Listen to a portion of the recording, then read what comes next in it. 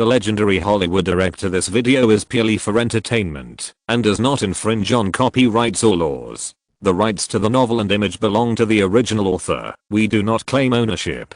Don't like waiting and want to listen to this fanfic in full now? Subscribe to our Patreon, where you'll find the best fanfics. Chapter 701, The Price of Favor Circles. Please subscribe and vote. After several contacts, KOSEN felt that it was appropriate to make a lot of preparations before discussing with Firefly. Otherwise, once it gets into a deadlock, it will be very frustrating. Firefly building. Lemon didn't always think about Batman. Anyway, Warner was always more anxious than him. In the office, Lemon was meeting with Jason Reitman, the director of the Juno crew. These days, he quickly came up with a specific shooting plan. Being a director is a hard job. If the producer is not strong, there are many things that the director needs to be responsible for, from preparation to shooting to post-production. However, this kind of tiredness makes Jason Reitman very willing. Because no one wants to have more fathers on their heads, not to mention filming, which is a lucrative and potential job. Not only does it have direct salary and can participate in the box office share, it also means that there is a very large possibility of appreciation in value. And all this only requires him to succeed and achieve better results. Firefly has provided enough resources, and the rest will test him. After reading the shooting schedule, Lemon said to Jason Reitman, "Minnesota is the location for the shoot. It's a good place. I've been there before to shoot a movie. It's easier to deal with the local government." Jason Reitman explained. Of course, Lemon didn't care about this little thing. He just wanted to find a topic. "I see that the lead actor hasn't been confirmed yet. Haven't you found any candidates yet?" Jason Reitman thought about it and said carefully, "The Juno project is a low investment type, but there are quite a few roles in the play. If we invite those who have achieved some results, we are afraid that it will increase the budget risk. But if we invite newcomers, we are afraid that they are not qualified enough to take on the role, which may cause trouble. There are always those who have acting experience, but are not famous yet. In terms of the number of actors alone, it is definitely saturated. I don't know how many people squeeze through the threshold every year for an audition opportunity. There are really not many limitations in this regard. The only thing to be cautious about is whether it is suitable." And from what Jason Reitman said, it seems that he does have candidates, but it's just that it's a bit difficult to ask. He knew that this person was not a stupid person, so he looked at him with amusement. As expected, Jason Reitman pretended to be casual and said, "Well, I have auditioned for the male and female protagonists." "Who are they?" Lemon asked with interest. "Ellen Page, Michael Cera." Jason Reitman said, and took out the information of the two from the briefcase. Lemon took it, glanced at it, and smiled meaningfully. "Both are Canadian actors. Are they suitable?" This can be regarded as the director's more personal choice, which is very reasonable and normal. It is not to avoid relatives when selecting talents. Just like Nolan likes to use British actors, James Wan likes to find Australian actors. In this world of fame and fortune, making good use of resources is a must-learn skill. Both of them have certain acting experience, and more importantly, they are young, have low pay, and their images are very consistent with the relatively ordinary, neighborly settings in the script. Jason Reitman did not mention his identity at all, or the fact that he has been highly sought after in the Canadian entertainment industry recently, but just grasped the word suitable. He continued, "If necessary, I have reserved the audition video." Hearing this, Lemon's smile became even stronger, and when he looked at Jason Reitman's eyes, he felt that he was not being honest. This guy is good at changing the subject, but Lemon doesn't hate him.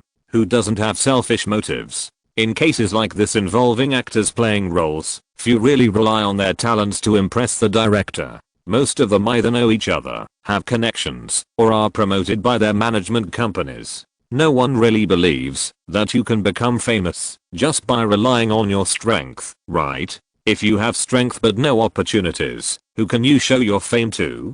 In fact, everyone who becomes famous may need a little bit of luck. However, just looking at the information, the two are indeed suitable for the movie Juno. It is indeed as advantageous as Jason Reitman said. From this perspective, Jason Reitman is also reliable and did not make a blind choice. Moreover, these two were also the main actors in the original Time and Space, and the chemistry on the screen was not bad. Since you have made up your mind, I have nothing to question. I said at the beginning that Firefly will support it as long as it is for the movie. However, if something bad happens to the project, I may not be able to say anything. I have always been like this. Lemon said seriously. I will definitely pay attention to the movie and make sure there will be no loopholes. Jason Reitman certainly won't do anything reckless. His original intention is to hold on to the project. He will do something that is beneficial to him, but he won't go too far. Because he knows that only achievements can really make him settle down. If the project fails and loses money, that will be his trouble. He can still distinguish between the important and the unimportant. He has been a director for so many years and has worked with so many studios. He is not stupid. Many people don't care about seeking personal gain within a suitable range, but they must be restrained.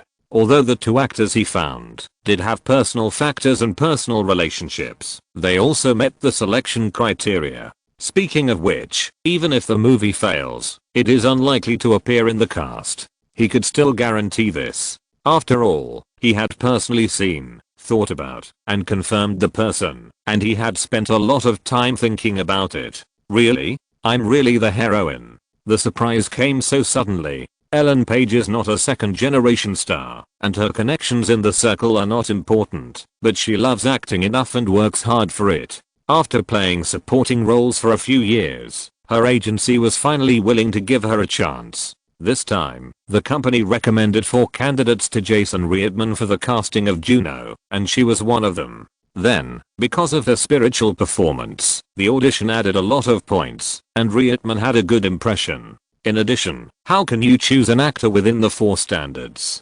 Otherwise, it's hard to explain. Anyway, the actor is just icing on the cake, and he doesn't really care. Of course, this is very important to Page. This person has a good personality and is very low-key on weekdays. Except for 2014, when he publicly announced that he was gay and lived with his girlfriend, he basically didn't cause any trouble. In general, she is now a young actress who is relatively precocious, has some acting experience, and is not afraid of the stage. As for her appearance, it is indeed not beautiful. If she was really beautiful, she would not have been playing supporting roles before. After being happy, holding the call from her agent, Peggy asked with some concern, "Is there anything I need to pay attention to?" She didn't want to be selected and then be eliminated halfway, which would be too uncomfortable.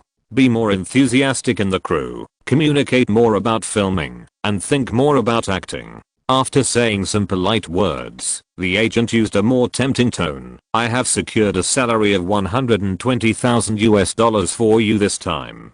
If you act well, you will definitely get more in the future." Peggy was excited. The salary of $120,000 is equivalent to nearly 170,000 Canadian dollars, which was a high salary that was unattainable in the past. You know, the supporting roles she plays in a TV series add up to more than Juno, and it is more tiring, and the shooting tasks are more intense. After working for half a year, she only earns less than 80,000 Canadian dollars. Now she understands why famous people in China yearn for Hollywood. The pay there may be several times higher than that in China, and it seems that this is just a general division rule there. Thinking of this, she was excited to get such an opportunity and even to gain a foothold in Hollywood. As for the other leading actor, Michael Cera, he was also a similar lucky guy. During the audition, he stood out from several candidates with his good image and bad temperament, which made him look like a restless person who ate forbidden fruit in adolescence. For Jason Reitman, this was just a deal for him to take care of his hometown people, make himself look good, and accept favors.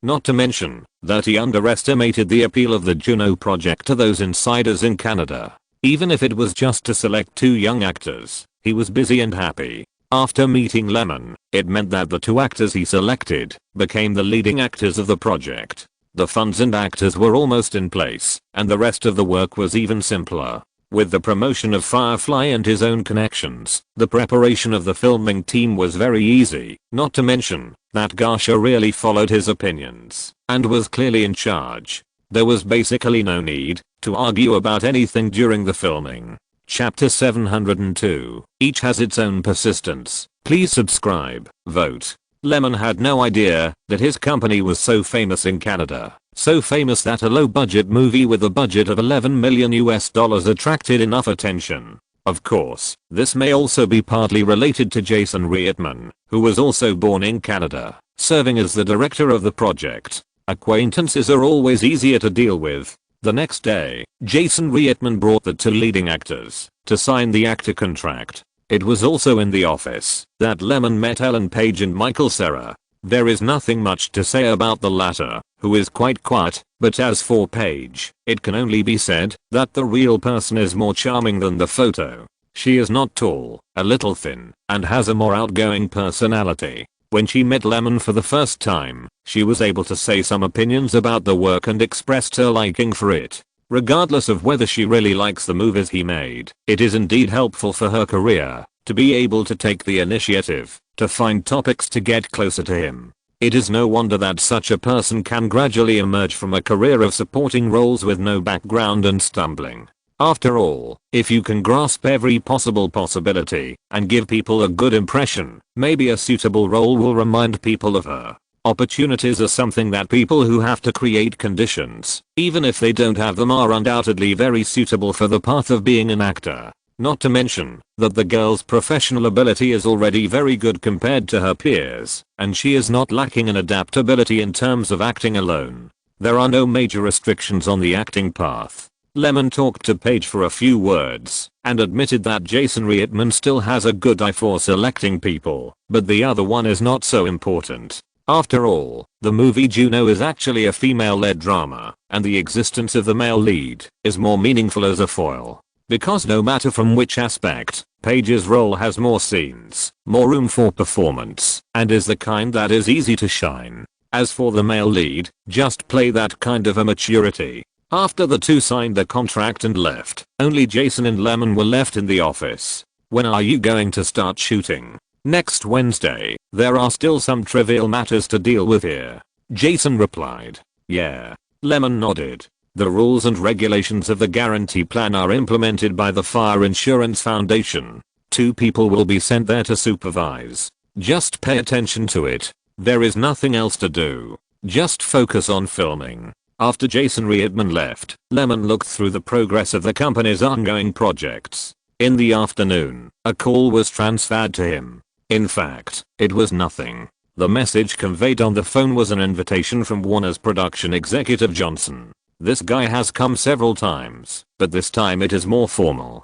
From this situation, Lyman also has some guesses. After all, the only thing involved between the two parties now is Batman. A little thought will make it clear that Warner probably has made a decision, otherwise Johnson would not come again. However, Lyman is curious about what conditions Warner plans to offer. Logically speaking, if there is a tendency to negotiate, it must be ready to cut flesh and bleed. After so many contacts, Lyman's thoughts should be very clear. Johnson and Chief Mir have indeed discussed many times and have roughly determined the maximum bargaining chip that can be paid. Although no clear affirmation was made about the need to promote the Batman project, other voices were suppressed after the meeting, and a negotiation bottom line was arranged, which obviously tacitly agreed to the cooperation.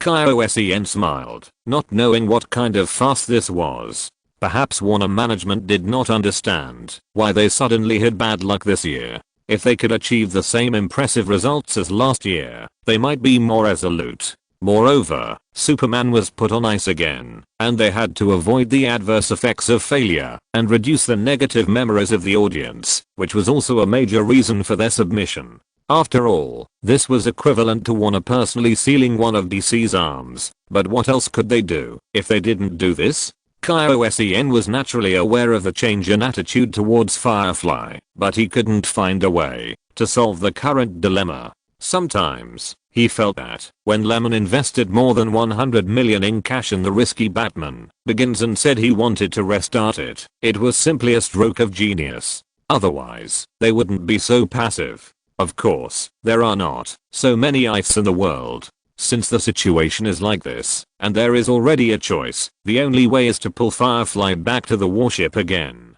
In any case, everyone's interests are the same on the project of Batman. But before the negotiation, Sen felt that he still needed to do something, such as HBO sometimes, things develop in such a strange way. This is even more true in the business world. They may be enemies and opponents who hate each other in the last moment, but they can't wait to be friends and the most reliable partners in the next moment. Lemon was also very touched by this. After all, Paramount and Warner's attitudes towards him have changed a lot, and he himself is not unaware of the reasons. It is nothing more than the word interest. Once the interests are not in line, they will become strangers. September 26th, weekend. In front of the Los Angeles Country Club. The doorman who had been informed of the news long ago saw Lemon parked his car and immediately came up to him enthusiastically, saying respectfully, "Mr. Last, Mr. Campbell and Mr. Bryan are waiting for you. Please follow me." However, Lemon was a little confused about the negotiations on Batman. Why did he find Bryan? There is no overlap in the business of movies and TV stations, right? If you can't figure it out, then don't think about it. Lemon followed the doorman and soon saw two people sitting on the sofa in the lounge of the East District. Noticing Lemon's figure, the two stood up and walked over together. "Hello, Lemon, nice to see you again," Bryan greeted warmly. Lemon smiled politely at the right time and shook hands with the two people familiarly. In fact, it was not the first time they had dealt with each other. Seeing that the greetings were over, Sen said, "This is not a place to talk, let's go in and talk." After that, he asked the club service staff to bring coffee. The three sat down, and Lemon asked casually, "I haven't seen you for a few days. You should have some plans, right?" Sen smiled and replied, "It's nothing. I have been promoting the continuation of the project. Of course, regarding the negotiation, we have some things to discuss. Batman is just a good project after all." Lemon took a sip of the coffee and actively ignored the so-called indifference he said, or the words that he wanted to reveal, that Warner had no shortage of projects and other words that lowered the value. In my heart, I was thinking, the more I say this, the more it shows that I need it. The three of them knew the purpose of this meeting, but the most taboo at the negotiation table is to avoid being impatient, so no one took the initiative to throw out the price, but instead tested the bottom line step by step. Sen asked, "Are you still holding on to participating in the North American distribution? To be honest, your distribution capabilities are completely insufficient to support this aspect. Even if you participate, how much can you get?" Lemon didn't mind being exposed for his means of raising the price. Luzon said in silent China, "The Chinese people always like to reconcile and compromise. For example, if you say that this room is too dark and you need to open a window here, everyone will definitely not allow it. But if you advocate removing the roof, they will come to reconcile and be willing to open the window." Similar principles are actually more applicable at the negotiation table. Propose a difficult to accept, and after the other party is uncomfortable, then propose to reduce it and come up with a condition that needs to be fought for. The other party will be more likely to accept it from a sensory perspective. Lemon pretended to agree and nodded, saying, "To be honest, if we only talk about distribution, we are not qualified for such a project with such an investment amount for the time being. So how about cooperative distribution?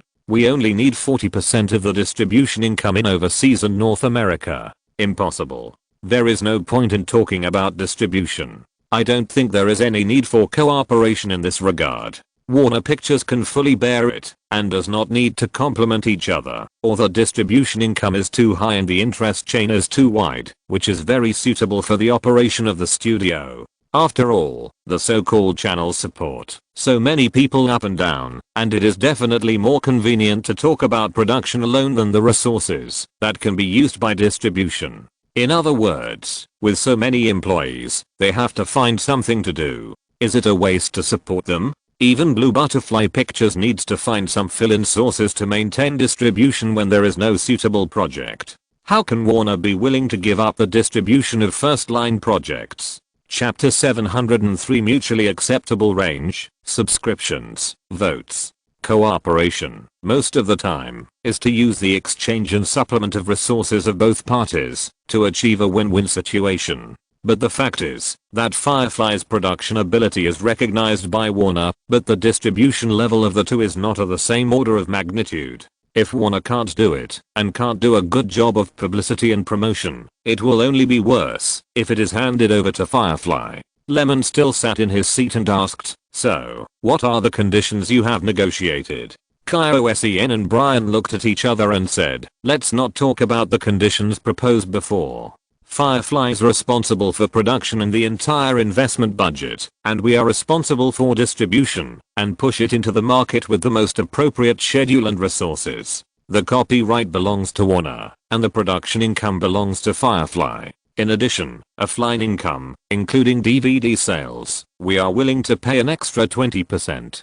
Is the peripheral income still not included? The profit share we reserved for Firefly is already enough. Besides, it is impossible for Firefly to intervene in the copyright image. That is DC Entertainment's business and their business scope. Even we can't intervene. Well, it is too common for a group to have inconsistent voice. Even Joseph, who was an executive of Man Media, basically did not interfere with the work of Blue Butterfly Pictures. This was actually something that shareholders were happy to see. The management was too harmonious and the power was held by one person, which was obviously something that people were more afraid of. However, I refuse. I don't think such conditions are sincere. Then what do you want? Lemon, aren't you worried that we will really shelve this project? It's only for 2 years.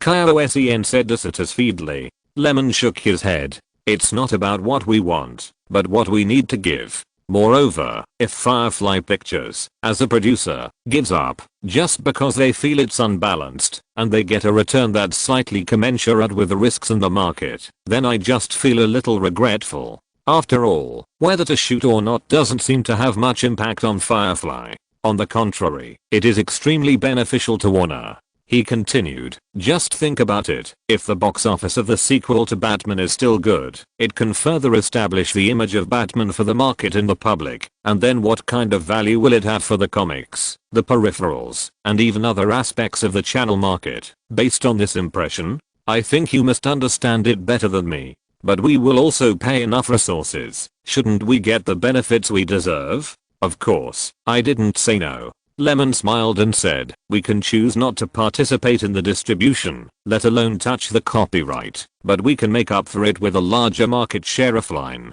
This is always fair. The distribution and copyright belong to you, and the production risk is suppressed by Firefly. I think a little compensation is deserved.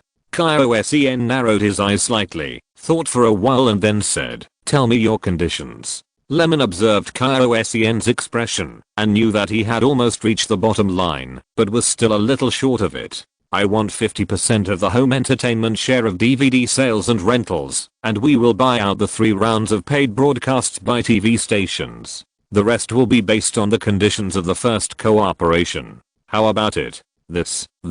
Sen stared at Lemon and objected again. This is impossible. However, compared with the very firm tone before, this refusal was a little lacking in meaning, or perhaps it was just a simple way of pressing down.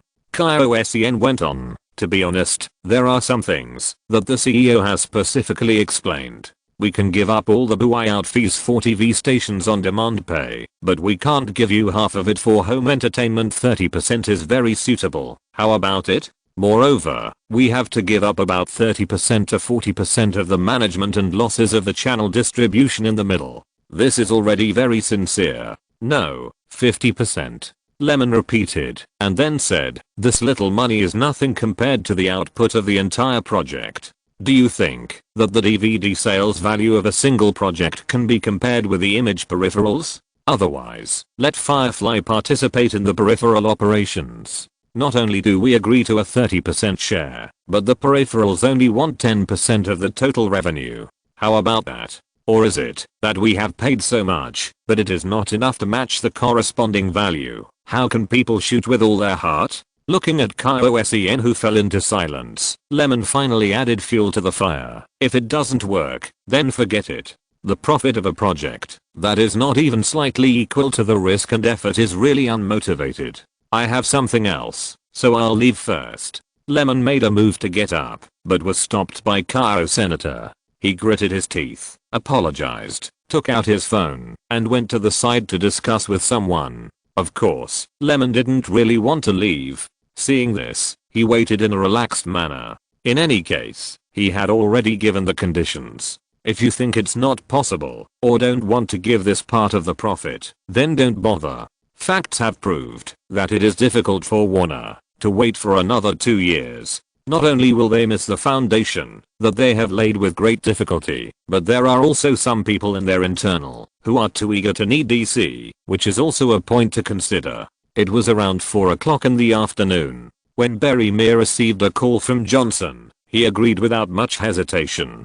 As Lemon had thought about it long ago, his conditions were neither too excessive nor too painful for Warner. Because once this plan is implemented, can the third part get even less? So, this is actually the common cooperation premise of the remaining 2 sequels. If they give it, the third part can only give more, which also means that the project's profits will be eroded and divided by Firefly. However, is there a better way? No. Barry Meir knew very well that Firefly, who was in the initiative, had the confidence to ask for anything. If they didn't intend to develop the project, they could have asked for more extreme conditions. But there is always a balance in cooperation. If it exceeds too much, it will not be painful, but no matter how painful it is, they will not agree. It's like the project is from Warner, and they also provide the distribution resources, but Firefly gets more than them. This is definitely not okay. And for Firefly, taking a certain risk to shoot, the profit earned from the first The Dark Knight is not as high as the independently released Little Miss Sunshine, which is obviously unreasonable.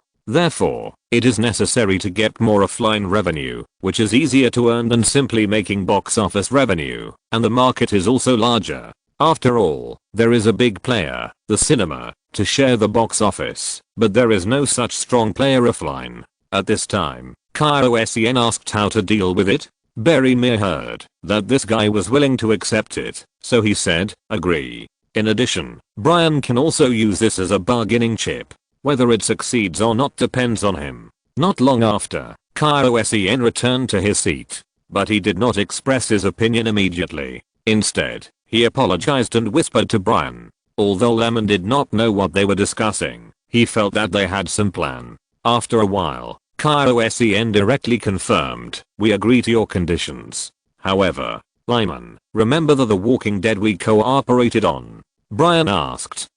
Lemon did not expect that Brian was going to talk about this. He was stunned for a moment before answering. What, is there a problem? No, it's not. Even in the 3rd season, the audience is still very interested. However, we should be able to maintain a closer cooperative relationship. For example, if Breaking Bad wants to find a broadcasting platform, it can actually listen to our quotation. It may be higher than Fox. What do you mean? Lemon found it funny. If Breaking Bad was really given to HBO, the result might be even worse. After all, HBO's audience base is much worse than that of TV networks like Fox. In terms of profitability, it may be higher, but it is not more than Firefly can make. It is difficult for Firefly to judge which is stronger, subscription payment or free advertising.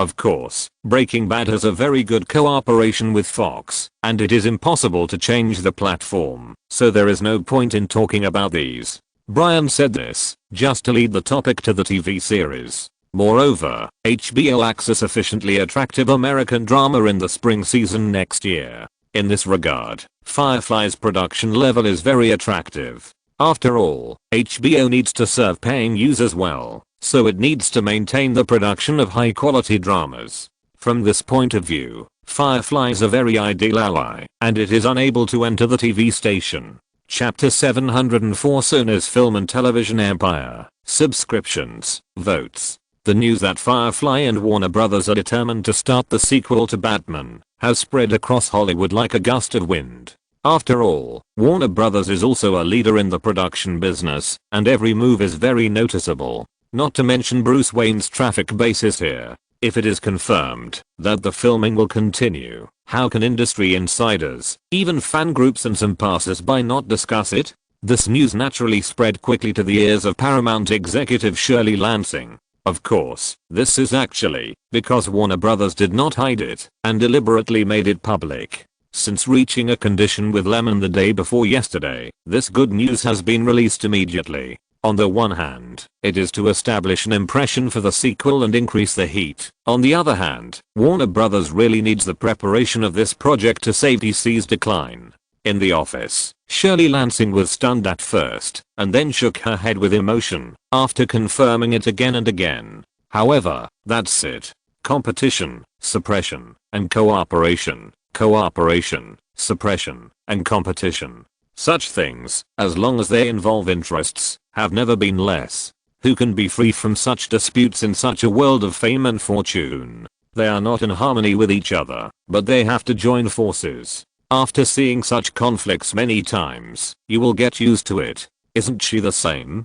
Trapped by performance and questioned by shareholders, compromise is the best way. Signing a report casually, the sun squeezed in from the side window, and I couldn't help but feel a little dazed. The director I once valued has become a stubborn stone that I regard as a threat. Alas. That night, Beverly Hills, Rust Manor. A wall lamp emits soft yellow light. Lyman sits at the desk, thinking about what kind of TV series to prepare for cooperation with HBO. After deciding on the sequel to the Batman project, he agreed to Brian's invitation for a new drama. It's not that he is in a good mood or something else that makes him easily agree. It's because Brian proposed the spring season. As long as the performance of the new drama is not bad, then the prime time around 8 o'clock will be the prime time for this new drama. After all, the difference between the prime time and non-prime time is quite large. To make an analogy, it is like the summer and Christmas, when movies are released.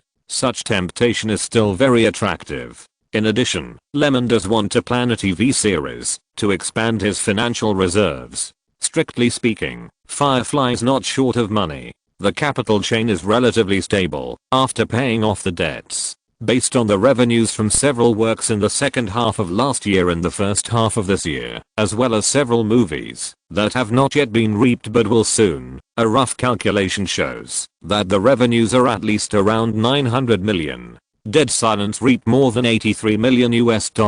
No Country for Old Men brought in $53 million, with more than $20 million to be settled. Little Miss Sunshine only made a profit of more than $22 million, and it will take time to accumulate more than 60% of the revenue. As for The Prestige, it has not even started to distribute the money yet. In addition, the big money from projects such as The Devil Wears Prada and The Lake Monster, each of which is worth tens of millions of dollars. As for TV series, the second season of Breaking Bad has brought more than $42 million to Firefly before it was filmed, and Fox has not yet settled the money for the second round of broadcasts. The above only calculates the company's net profit, and the distribution of each part and the director's share are not included after they are clarified. Therefore, if it is just filming, this money is enough to cover the project expenses for next year. In addition, the money invested in projects such as Sparta, Night at the Museum, and The Edge of Society is very likely to be profitable, which is also a high quality source of income. In this way, it is still sufficient, but it is not enough for the expenses planned by Lyman. The potential necessary supplements such as animation, independent large-scale studios, film and television bases, and Marvel Entertainment, etc., will only make a fuss if more than $1 billion is thrown in, especially when it comes to Century City, a large media complex building parks similar to Warner headquarters and Universal headquarters, which will really burn money. Not to mention that in the summer of 2006, Sony finally digested MGM's internal assets, testing in 2001, Secret Contact in 2003, Quoting and Wrangling in 2005, and now, Sony has announced that it has swallowed up the former giant MGM.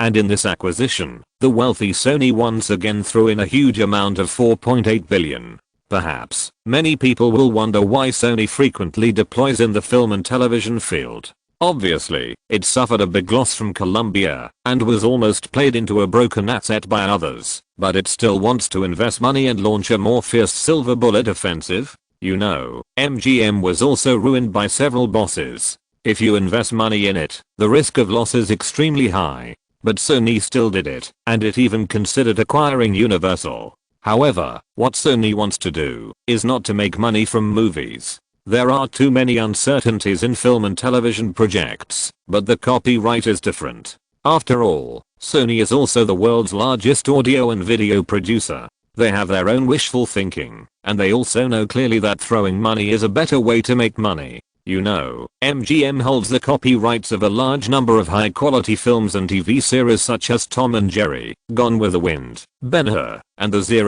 007 series. The acquisition of MGM means that Sony can get a huge movie library. With the addition of Columbia's assets, it is no exaggeration to say that it can control nearly half of the film library resources. After all, these copyright resources can produce DVDs in large quantities, and through their own strong packaging and production in the audio and video field, they can get a steady stream of income in the distribution link. Moreover, Sony was the winner of the DVD format dispute in the end. Sony's mark was branded at the source of the industry standard, and it was also a good move to spend effort to gain a leading position in content. Looking further ahead, with the rise of the internet, online movie watching will also require content, and collecting copyright fees will be a rewarding experience. On the contrary, MGM's debts and the declining production business are actually nothing.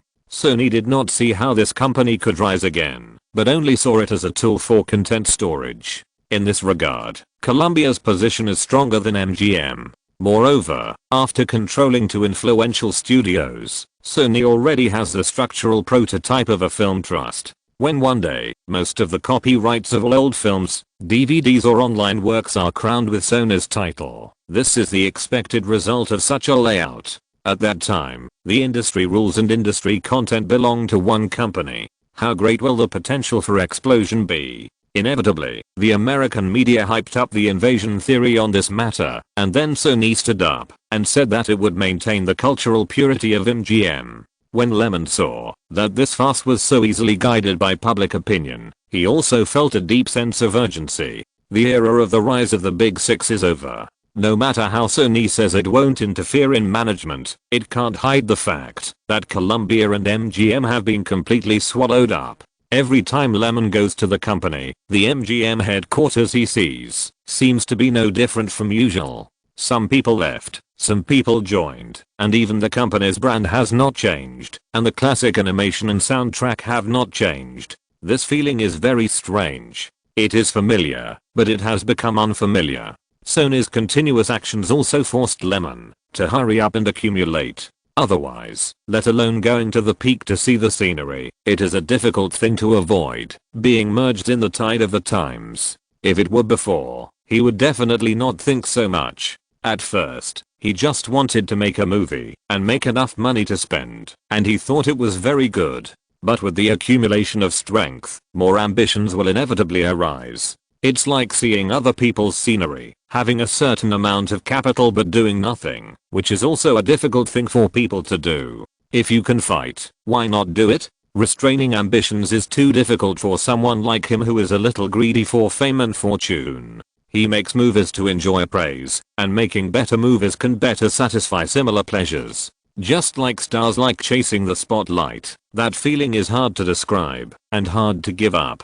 There are obviously more profitable industries, but I always feel that it is the best to devote myself to entertainment. I don't know where this inexplicable feeling comes from. Maybe this is the source of motivation to fight for the career you like. If you don't really like it, who would be willing to do it? Chapter 705, Rising Value and Target Income. Please subscribe and vote. Now, after the contact with Warner has come to an end, in the spirit of early preparation, Nolan is not a quick shooter when making films, and even because he insists on real scenes, his work efficiency is actually low. Therefore, Firefly naturally has to start with props, costumes, and location construction, etc., and follow the principle of starting with the difficult, and then the easy, perfecting the various trivial matters in the early stage of shooting, as well as setting up the crew, and clarifying the plan.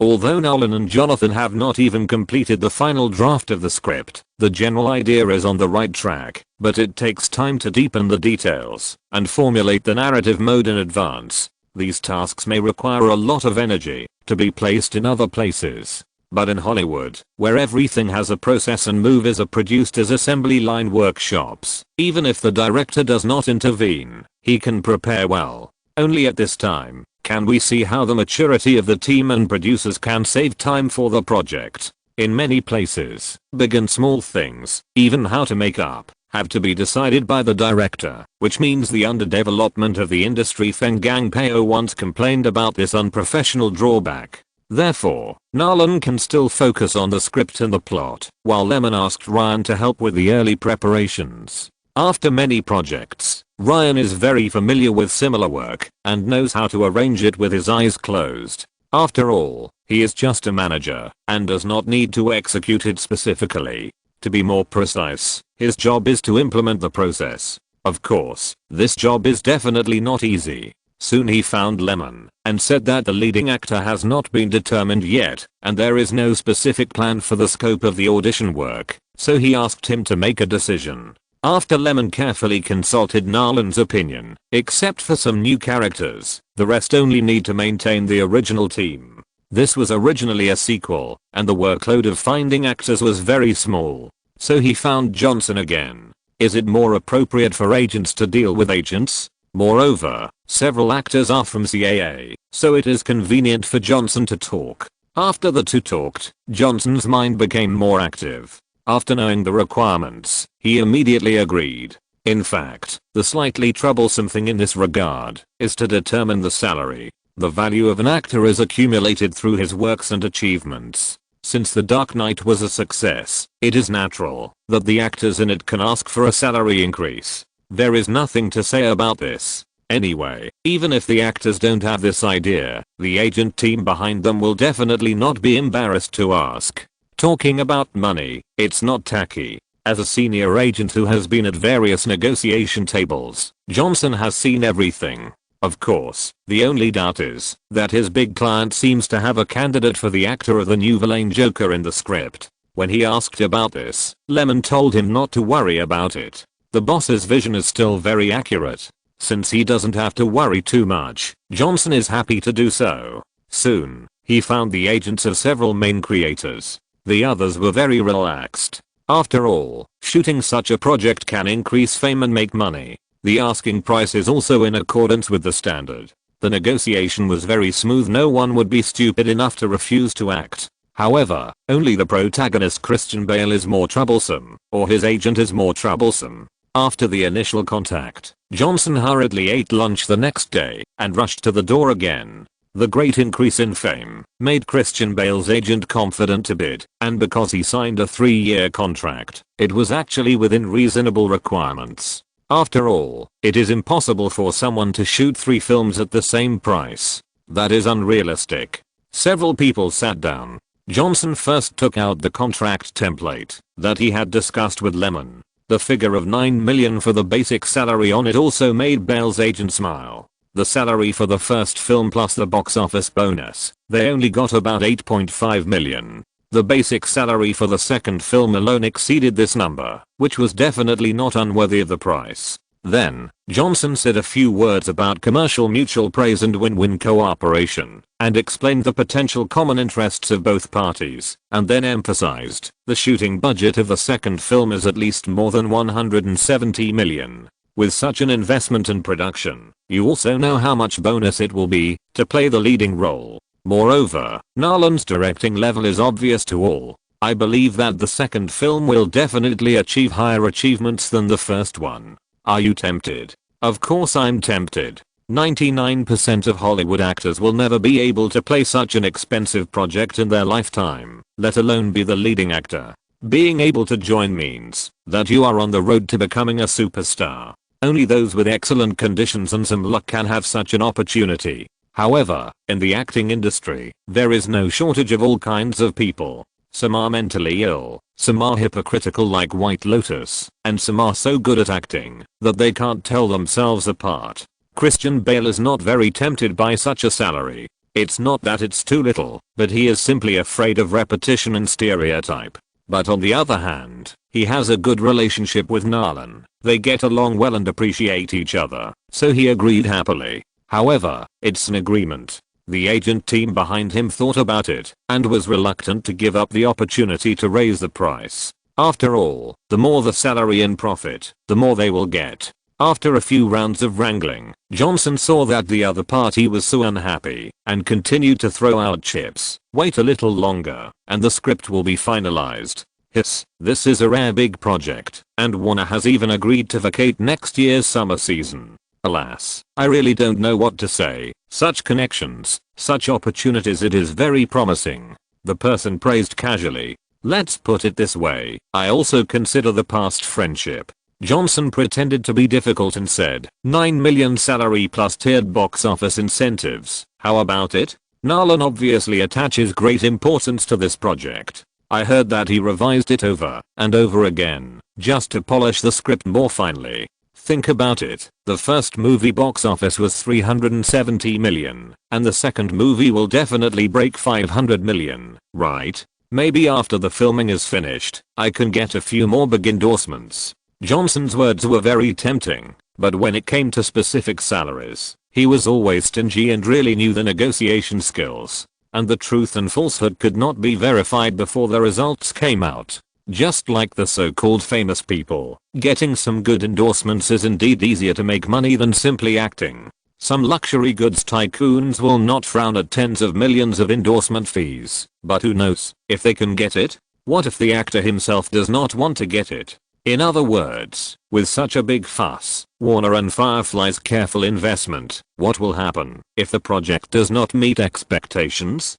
Of course, this is none of Johnson's business. Anyway, his task is to reach as little agreement as possible with Christian Bale's agent and turn the intention contract into a specific performance contract. After all, as a leading actor, isn't it common sense to be tied to the future of the project? Can it be free from any involvement? Besides, it's nothing more than a question of treatment. If it's too high, Firefly will be reluctant to give it up, and if it's too low, they are not stupid. There is no good or bad in any means of negotiating prices, only whether it is suitable or not. However, Bale's agent obviously likes this. In other words, the conditions offered have touched their psychological price, which is quite tempting. The other party lowered his head and thought about it.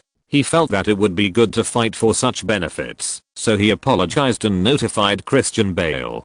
For actors like this, the agent can no longer make decisions on many things. Most of the time, he just gives opinions for reference. The master-slave relationship and the change of positions according to the status are also in line with the usual rules of Hollywood. After all, if such famous actors really leave an agency, they will not lose much. It is not uncommon for all parties to change jobs and poach people. Sometimes, they can even come all at once. Christian Bale thought more clearly than the agent. Knowing that the price is about the same, he didn't want to drag it out and nodded in agreement. Anyway, he had already decided to star in it. Whether it succeeds or not, he can't avoid it unless he breaks the contract.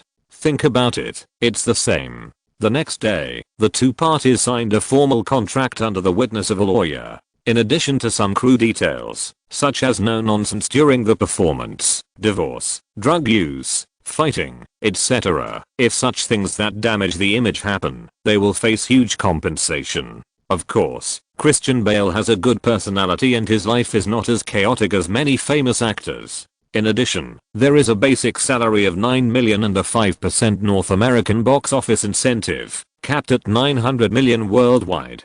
Chapter 706 Photography Toys, Subscriptions, Tickets. The original actors of Batman, The Dark Knight, such as Michael Caine, Kate Beckinsale, Gary Oldman, Morgan Freeman and other actors, basically had their contracts finalized before the third week of October. Among them, due to the amount of roles and willingness to participate, the total salary is only about 13 million, and the highest salary does not exceed $5 million US. And in the core terms, there are basically supplementary plans to cooperate with publicity and avoid black material during filming. For Warner, this is very necessary. Maintaining the positive image of the project has many benefits. After all, few viewers should have a positive feeling about the negative news of their favorite movies. In the internet age, black material is more difficult to suppress, and caution and warning are necessary. Any safeguard measures involving a cake worth hundreds of millions are understandable. At least, the actors will not object. In addition, Christian Bale has to carry out scientific and systematic fitness in order to maintain his physique and muscles. This means that he will have to maintain a certain amount of exercise and pay attention to his diet for several months in the future. Of course, he has become accustomed to this. After all, it is much easier to gain muscle than to lose weight. As for Kate, who plays Rachel, her recent career has finally been unlucky. This year's Underworld 2 Evolution has exceeded the 100 million yuan threshold worldwide, winning 111.3 million. Because the North American box office is high, and it is not very popular overseas, compared with the expenditure of 50 million, it can still make money offline. The Underworld series, like many horror movies, has good DVD sales. Of course, Batman, The Dark Knight is still a good project choice for her. After all, it cost more than 170 million US dollars to make. The selection of roles in The Dark Knight is an entertainment news that many audiences will be interested in, and the media is willing to report. Seeing the main creators confirmed again, it also caused a burst of excitement. For fans, isn't it a blessing to continue to see familiar faces on the big screen? In this regard, Firefly and Warner did not deliberately block it. Under the pervasive media spying or active guidance, many hot topics have been well spread in all aspects. Just like the several characters whose original time and space have not been determined, many actors have taken the initiative to express their willingness to play the newly added roles, such as the Joker and Prosecutor Harvey. As for whether they are riding on the popularity or really think it is good, it is unknown. For example, Hugh Jackman, who has worked with Christian Bale and Nolan once, immediately spoke out, and Ryan Phillip, Levi Schreiber and Josh Lucas have all publicly expressed their interest in the role of Prosecutor Harvey. As for the Joker, when they knew that Nolan wanted to bring this villain to the big screen, veteran actors such as Robin Williams and Levi Harvey, as well as middle-aged actors such as Paul Bettany and Adrien Brody were not willing to do so. The cooperation request was sent directly to the Firefly building and handed over to Nolan. In the following days, a large number of similar letters were received every day, both well-known and unknown. Many actors did not want to miss such a promising film with such a large investment amount and success once. However, Nolan did not pay too much attention to these. In other words, because of the problem of the production budget being repeatedly raised, based on the need to reduce risks, Nolan himself knows that he must control the actor's salary. He is also a director who does not blindly pursue high-profile actors. It is true that he is good at calculation. Even though he is so eagerly pursued, Nolan still remains calm and is not lost in vanity. Of course, this does not mean that he will reject all of them. Those actors who are too expensive, such as Robin Williams, who have achieved great results, may not be able to be hired, but others can still be auditioned. While Nolan was carefully selecting the remaining roles, Lyman was not idle. In other words, Nolan also wanted to know who he wanted to find to play the Joker. After all, this role is really challenging. Not to mention that it is portrayed very crazy for the plot. This kind of powerful villain who can compete with Bruce Wayne and even often makes Batman suffer is also impressive and respected by many fans in the comics. Therefore, Nolan himself did not have a specific actor candidate, but only hoped to find a suitable one through continuous auditions. Lyman took over the job himself and promised that it would be absolutely good. In addition, The Dark Knight was still filmed in the UK and the US. After all, it would be a pity not to take advantage of the UK's tax refund policy if conditions permit. The most important thing is that Nolan is British, and his team is naturally mainly British, so they can get the maximum administrative support from the British government, such as blocking streets and coordinating the scene. This requires a certain amount of connections and identity recognition, which Lyman felt deeply in France, and Nolan's reputation in the UK is not worse than his. What do you think? He is not so extravagant as to leave such convenient resources unused. Of course, there is still a long time before the filming of the movie, because Nolan proposed to rent an IMAX format camera to shoot some of the shots, and there are only 2 such cameras in the United States. Let's not talk about the issue of whether they are familiar or not. The rental fee alone is also quite high, much more expensive than ordinary cameras. However, Nolan has such an idea and wants to make the shots more visual and 3-dimensional, so he must satisfy it. He was like a child who got a big toy. Apart from the routine audition, he soon became addicted to the immersion of the IMAX format and could not extricate himself. Amidst the turmoil, another weekend passed. Speaking of which, this is already the 5th week of the release of The Prestige. As time goes by, the momentum of the screening inevitably declines rapidly. In the 5th weekend, with 855 screens and less than 2 screenings, it earned $2.52 million, 3 days of the weekend. Such results have entered the stage of being about to be taken off the screen. However, at this time, the film has accumulated more than $70 million in North America, more than $22 million overseas, and a total box office of more than $92 million. It is less than $8 million box office away from breaking $100 million. In the remaining 1 or 2 weeks, it is not difficult to slowly accumulate in overseas regions. Considering the gap between the publicity and promotion resources and Warner, and because Lyman chose the schedule well, and did not encounter any valuable works, the comparison between the two should be able to touch the results of the previous life. Even if it doesn't work, it won't be too bad. In other words, this movie is not suitable for large-scale publicity. Because of the subject matter, the strong box office performance is a result of Nolan's good grasp of the suspenseful atmosphere. The news about The Dark Knight has stimulated the popularity of this film, otherwise there would be no media attention. After all, since Blue Butterfly Pictures reduced half of its theaters, it has not spent money to maintain a certain amount of media coverage. It is just waiting for the film to be released, and then arranging the offline market and copyright peripheral operations, as well as sharing the money with the theaters. In the process of gradually reducing the resources of the film, many new films have emerged during the schedule. Among them, the North American version of Infernal Affairs remade by Martin won $27 million in the first weekend. As a movie that is competing for an Oscar, such a box office even broke Martin Scorsese's personal first-week box office record. The role of Colin was originally intended to be played by Brad Pitt, but he refused because the character in the script was an undercover and had a negative image. Then, it made Matt Damon another beautiful record on his way to becoming a superstar. It is actually very difficult to meet such a movie with both good reputation and box office, not to mention that it is a movie that is competing for an Oscar. It feels like missing out on $100 million. Even after 3 weeks of screening, the film still tops the box office charts. The second place goes to Clint Eastwood's Oscar-winning film Flags of Our Fathers, which is also the sister version of Letters from Iwo Jima. However, that film was made because of constant pressure and money from the Japanese side, and tells the story of the Battle of Iwo Jima from a relatively objective perspective of the Japanese. In fact, there is suspicion of whitewashing, but who can blame them for giving so much money?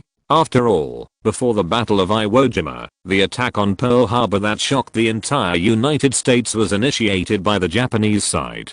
In the weekly rankings of October 24th, the film ranked second with $13.675 million. As for The Prestige, it had already fallen out of the top 10 and had no capital to compete at all. Chapter 707, Sci-Fi Retro Tribute. Please subscribe and vote. The distribution of The Prestige is almost finished. When it is released in a few days, we will immediately start planning offline distribution and make more preparations while the audience still has an impression of it. In an office at the Firefly headquarters, Lyman held the report and said softly. Lyman nodded repeatedly to show his approval. In recent days, He has also read the daily data reports of the box office market. Everything is going exactly as expected, and even the box office results are within the expected range. Similar market analysis and audience research also define space and provide explanations for the subsequent trends. The fact is that the Prestige is really not a mainstream choice for the public, and they all see through such limitations.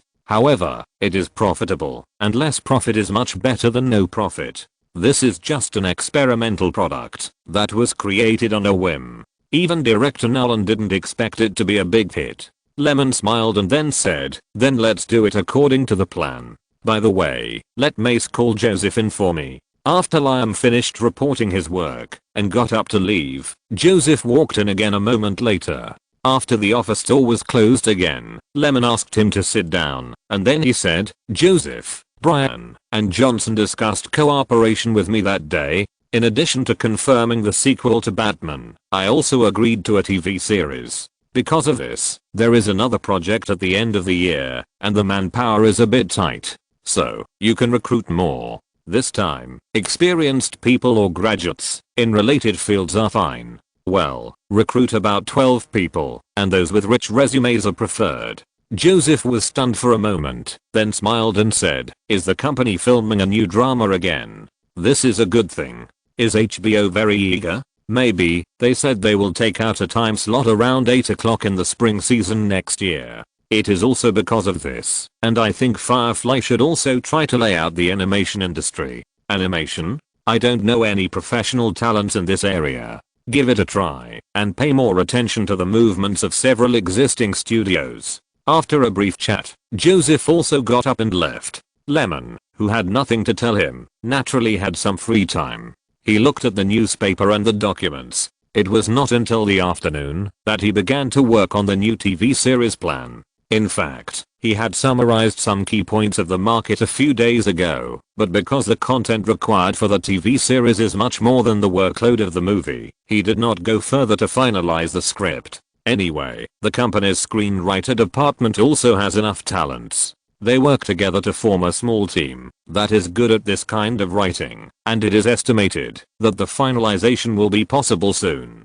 Just thinking about this, Maze, who was ordered, knocked on the office door 5 minutes before the meeting was about to start and reminded Lemon, "Boss, the screenwriters are all here." "Well, I know." Lemon put down the work in his hands and walked towards the meeting room. At this time, the screenwriter department of Firefly has been expanded several times, and because several TV series need to be written according to the main plotline, the number of staff has already reached 11, among which Jonathan and Ray Warnell, who are like relatives and friends of the director, are not counted, because these two have film writing work most of the time, or help find inspiration. Among the 11 people, although the faces are somewhat familiar, the only one Lemon can accurately call out is Runiergis, who can be regarded as the leader of this small group. He is very good at science fiction, suspense, and literary and in-depth creation. This is also the current screenwriter team of Firefly, which is enough to handle most of the writing work. After all, everyone in it is basically a skilled hand, and has rich experience in script creation. In addition, HBO has also confirmed the preliminary drama broadcast contract with Firefly these days. More specific contracts will be signed based on the market performance after the pilot is over. In fact, now it is just a promise of primetime broadcast rights. As for what type of TV series Lemon wants to shoot, in the plan, because of the business development needs of the digital field and the fact that science fiction themes have often had good ratings in recent years, dramas such as Lost easily broke the record of viewership in the same period. No matter from which aspect, whether it is in line with the market or in line with the times, the type of new drama must bring science fiction element, but the special effects shots cannot be too grand because the scenes are too large and the digital field cannot afford it. Maybe it would be better to wait a few more years to shoot some high quality, high visual effects series. In summary, the name of a sci-fi, horror, and retro style series jumped out of the paper.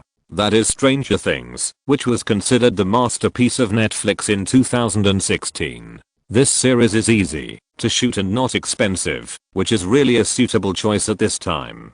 Not to mention, the first few seasons of this series have maintained high ratings. Of course, it is common for American dramas to gradually go downhill as they are filmed. Not every series is as conscientious as Breaking Bad, which has a relatively satisfactory ending when it is obvious that it can continue to make money easily. Moreover, this series is easy to hype up, and the audience is spontaneously supporting it. After all, the retro style of this series plus a series of small details similar to Let's Find the Difference that pay tribute to horror classics are talked about by fans. In Lyman's opinion, the conception of this drama is not sophisticated and can even be said to be old-fashioned, but because of the compact plot and intelligent characters and the relatively meticulous segmentation, it became the most magical drama of that year. In other words, the plot is flawless, the character creation is thoughtful, and the audience will not be too picky if these two highlights can be preserved.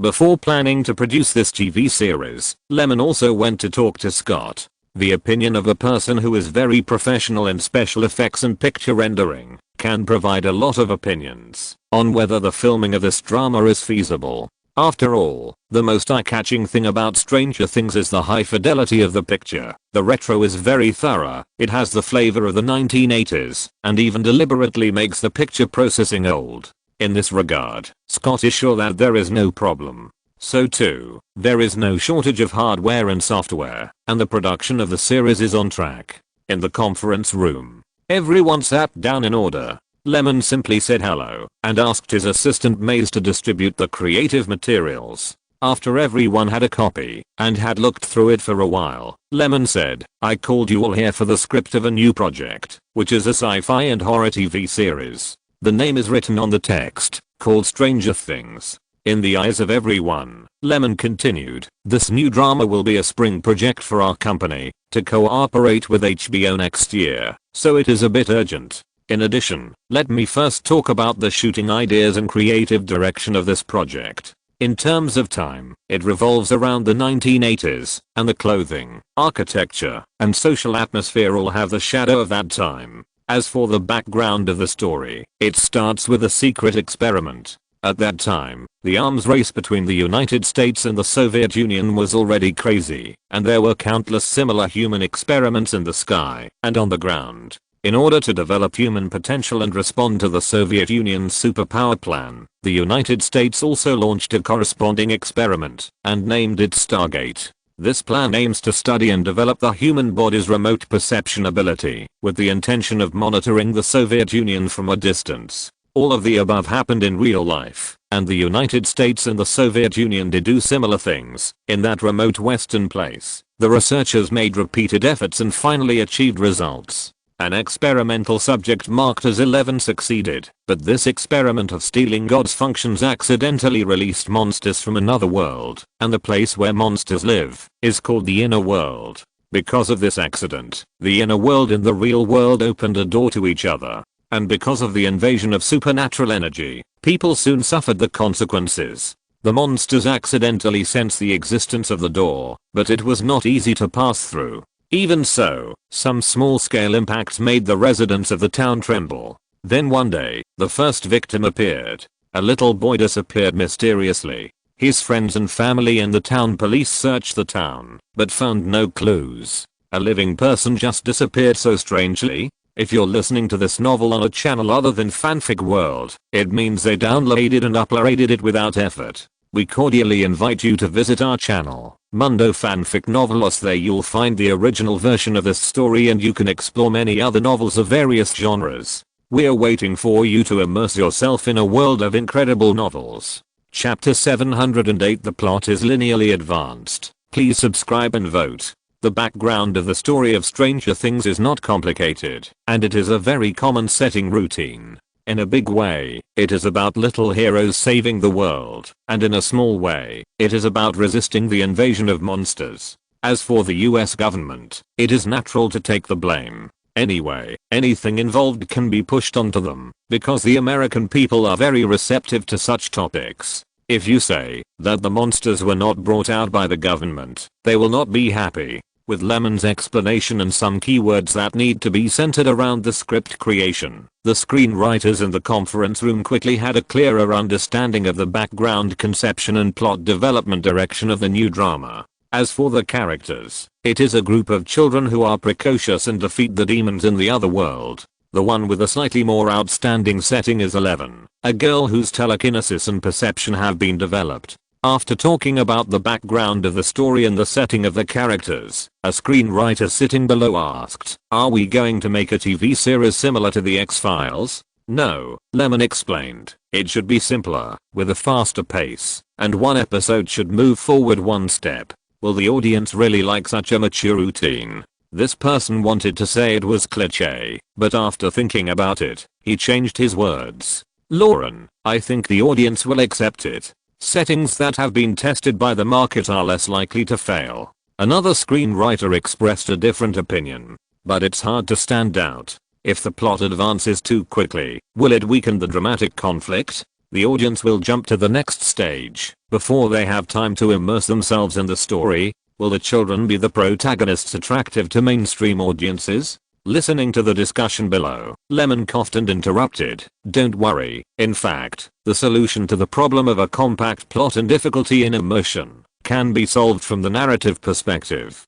The plot can be advanced in a staggered manner through line division, flashbacks, and transitions. Each episode should have at least a small climax, or lay the groundwork for the later episodes, which will increase the appeal of watching the movie." Roonier also asked, "Will the plot appear chaotic and the main and secondary points will be lost if the plot is shot this way?" The most feared thing about the plot line division is that the story is broken into pieces, which directly reduces the viewing experience of the audience. This is the point you need to pay attention to: how to express the plot in segments without deviating from the main line. How to form an interesting story that seems scattered, but is actually interrelated at a certain stage with isolated clues and foreshadowings. Well, this is indeed their job. When Lyman finished speaking, no one raised any concerns. Anyway, as long as they can write a complete and orderly script according to this idea, whether it can achieve the effect depends on the director. Moreover, the background and role arrangements are so detailed, just filling in the content.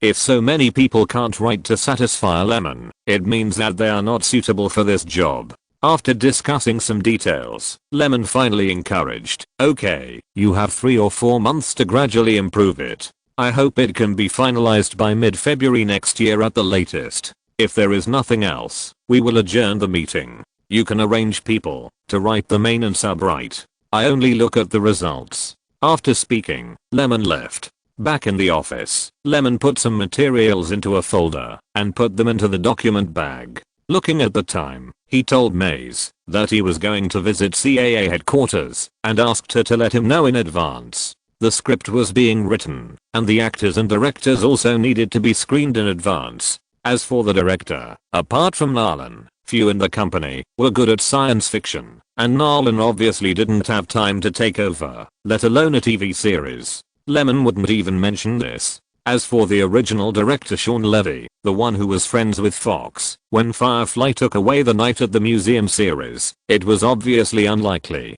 In this case, he could only look for it from them through various agencies. In addition, he arranged an audition. When he got there, the top management of CAA would of course welcome Lyman. In any case, this was considered to be taking care of their business and giving their clients a chance. Lyman was not surprised by this. Anyway, every big director is the target of agency wooing.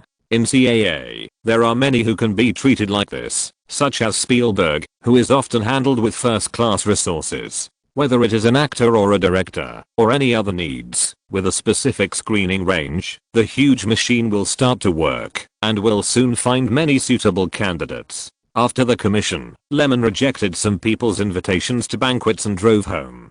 Perhaps it was because he was in a good mood recently, seeing that Firefly was developing more and more smoothly, and the Prestige was about to generate profits. Lyman finally felt that the previously unattainable 6 majors, now it should be the 5 majors. After all, Columbia and MGM have become Sony's resource library, and for him at this time, it is no longer so majestic. On the way, he also looked at the high-rise buildings and steel jungles rising from the roadside with a rare appreciation. Driving all the way to Beverly Hills in this direction, from the location, it has gathered enough wealth and prosperity. Who made this area of rich people and celebrities gather together? The luxury pedestrian street, the garden square, and the municipal building all look exquisite. This joyful attitude also makes it very easy for people who are close to feel it. Eva came back from the Warner studio with a little fatigue, but underneath the fatigue, there was more novelty and adaptation. Behind the scenes, and on stage, are obviously very different jobs, and for her, it is necessary to get familiar with this. Then she saw Lemon washing fruits with a warm smile. She thought she was seeing things wrong, because she knew that Lemon rarely showed similar emotions. In her impression, he would only be like this if the movies he made were recognized by the audience. But recently, it seems that no movies he made have been released. The two people who have not seen each other for several days naturally took advantage of the wonderful mood to have a good time in the night. They were in a good mood. Brushing the hair on the side of Eva's ear, Lemon casually said, "Now Blue Butterfly Pictures is also slowly accumulating. Last year's distribution performance is probably not even half of this year. I hope that next year we can also make such progress in the surrounding markets." Eva didn't pay much attention to this aspect, and Lemon just wanted to talk about similar topics. After all, what she said to Lyman might be more clear than what he said. Eva occasionally agreed with a few words, and she was happy for it. Although she had never been involved in management, she had been in the circle for so long that she had a little understanding.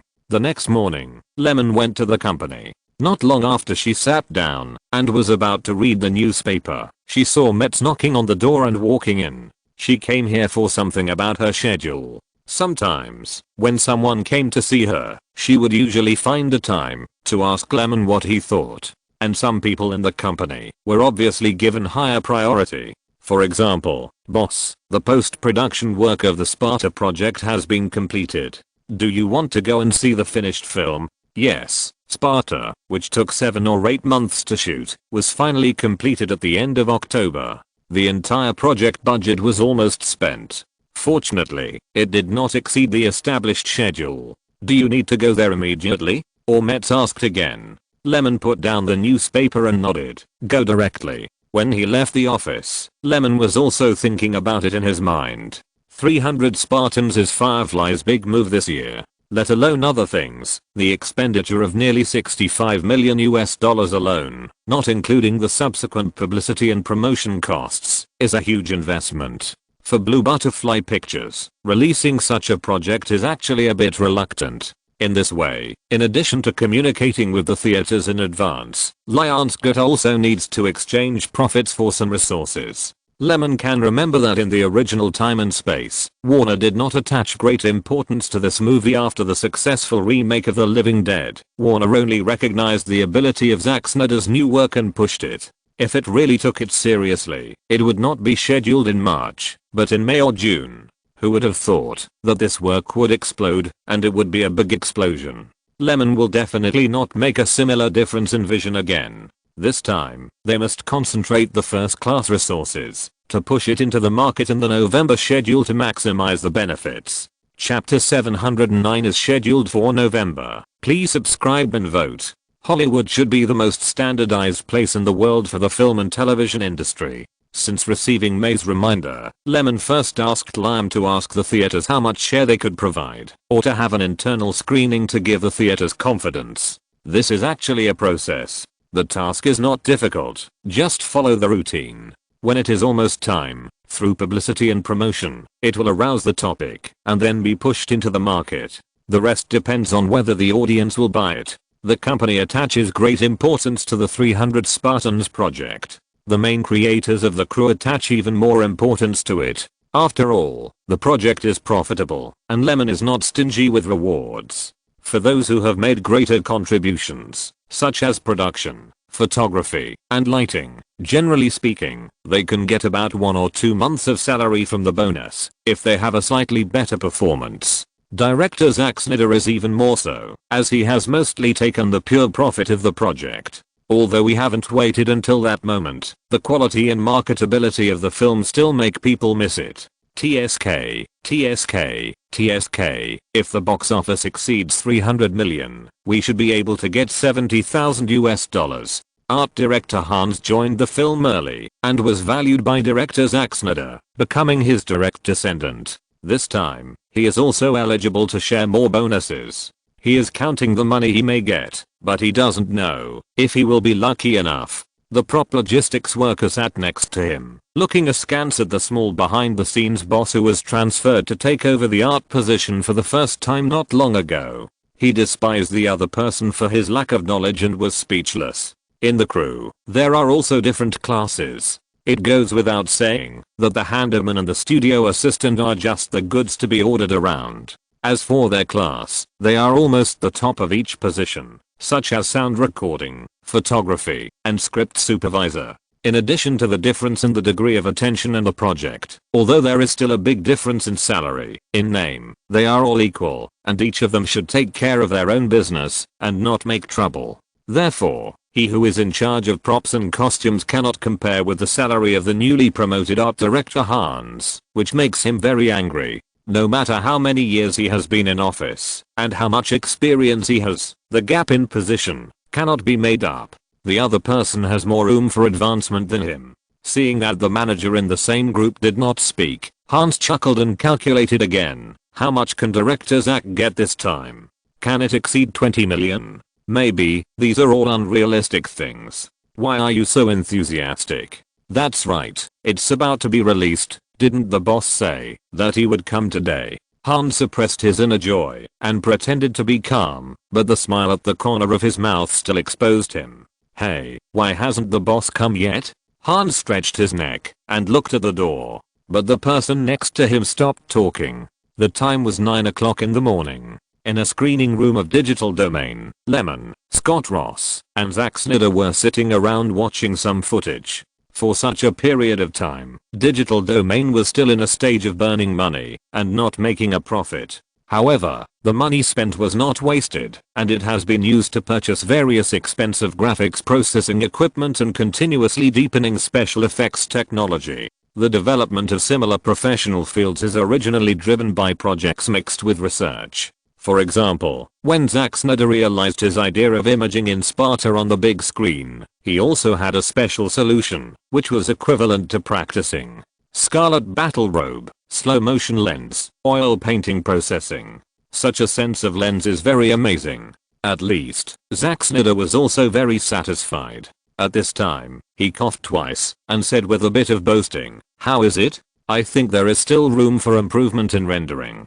Scott analyzed seriously. Of course, from a technical point of view, there is no best, only better. But from the director's point of view, the color processing of the picture of Sparta has been greatly innovated. It has a great personal imprint. Non-directors may think it is good and the senses are strong, but the more they enter the threshold, the more they will feel the exquisiteness of the whole processing. After all, every step of innovation is not simple. Very good.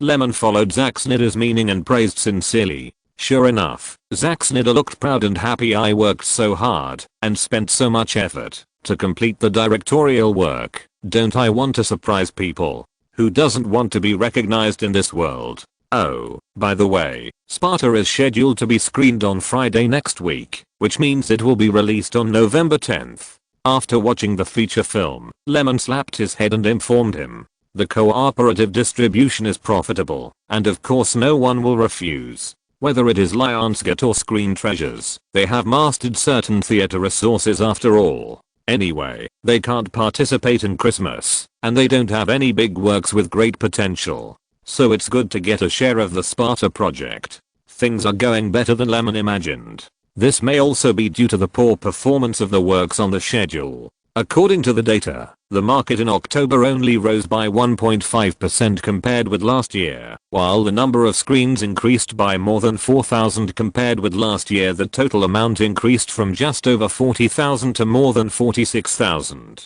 The number of canvases has increased, but the benefits are not as expected. Of course, it doesn't matter if a certain month does not meet the standard. As long as the total market value shows an upward trend, theater operators are willing to increase investment. Social development and the growth of wealth are most likely to affect entertainment. In recent years, both the stock market and real estate have increased in value. People have more spare money in their hands, and more people enjoy watching movies. Businessmen are not stupid. A little calculation will show that the market capacity has expanded. It's like the golden age of film and television in the 1980s. Behind the explosive growth of the number of cinemas, smart people want to make money. Now the threshold is high. After all, cinemas are chained. If you don't have some strength, you can't play cinemas. Wall Street investment banks have invested money in production, offline and other channels. In general, there are still many people who are optimistic about the film and television industry. Once there are more resources in the industry, there is a greater need for film sources, especially high quality film sources. After all, without excellent content, where can the subsequent benefits come from? Even Disney has begun to pay attention to live action movies. For the animation industry, it has also acquired Pixar at a high price. Everyone has taken action. Anyway, for industries with money, similar things are justified. Content is the foundation of the film and television industry. If it is on weekdays, as long as there is money to be made, the more the cinemas share the profits. It doesn't matter whether they support it or not. But there are not many excellent films in October, so when Sparta was scheduled for November 10th, Lyman had a good communication with several major theater chains. Screens, scheduling, locations and even internal promotions have all received certain resources. Of course, it's just certain. As Christmas approaches, the 5 major studios have their ace projects released, just to get through this period first. After all, these old studios are more appealing. Of course, Lyman doesn't think his own company is that attractive. Movies, until the end, it's still the market that matters. All the early investments cannot be converted into actual box office, and they are all in vain. Who knows which work will be the big winner? Boss, Screen Treasures and Lionsgate have agreed to provide no less than 1,000 screen canvases, but we have to pay for the publicity costs, and they can cooperate. In addition, they want 10% of the net profit of the local box office. If our project performance is not ideal, I'm afraid it will be difficult to control the loss. In the office, Joseph reminded worriedly. This time, the investment was the highest without the big 5 taking over, more than The Devil Wears Prada. You know, Lyman alone negotiated 2,500 screens, and the terms of subsequent additional screenings and the share of the screening schedule. With the cooperation of the other 2 companies, the premiere canvas is as high as 3,500, which is basically enough for the resources of the 5 major first-line projects. If the results are not up to expectations, it is equivalent to eating all the losses in several aspects. Lionsgate and Screen Treasures are a business that is sure to make a profit. Otherwise, cooperative distribution would not have become the mainstream distribution model of Firefly. If it can really be distributed independently, who would be willing to take the risk and give the money to the allies happily? However, the potential of Sparta is worth doing so. Lyman doesn't want to wait until it is released to find that there are not enough screens in the theater.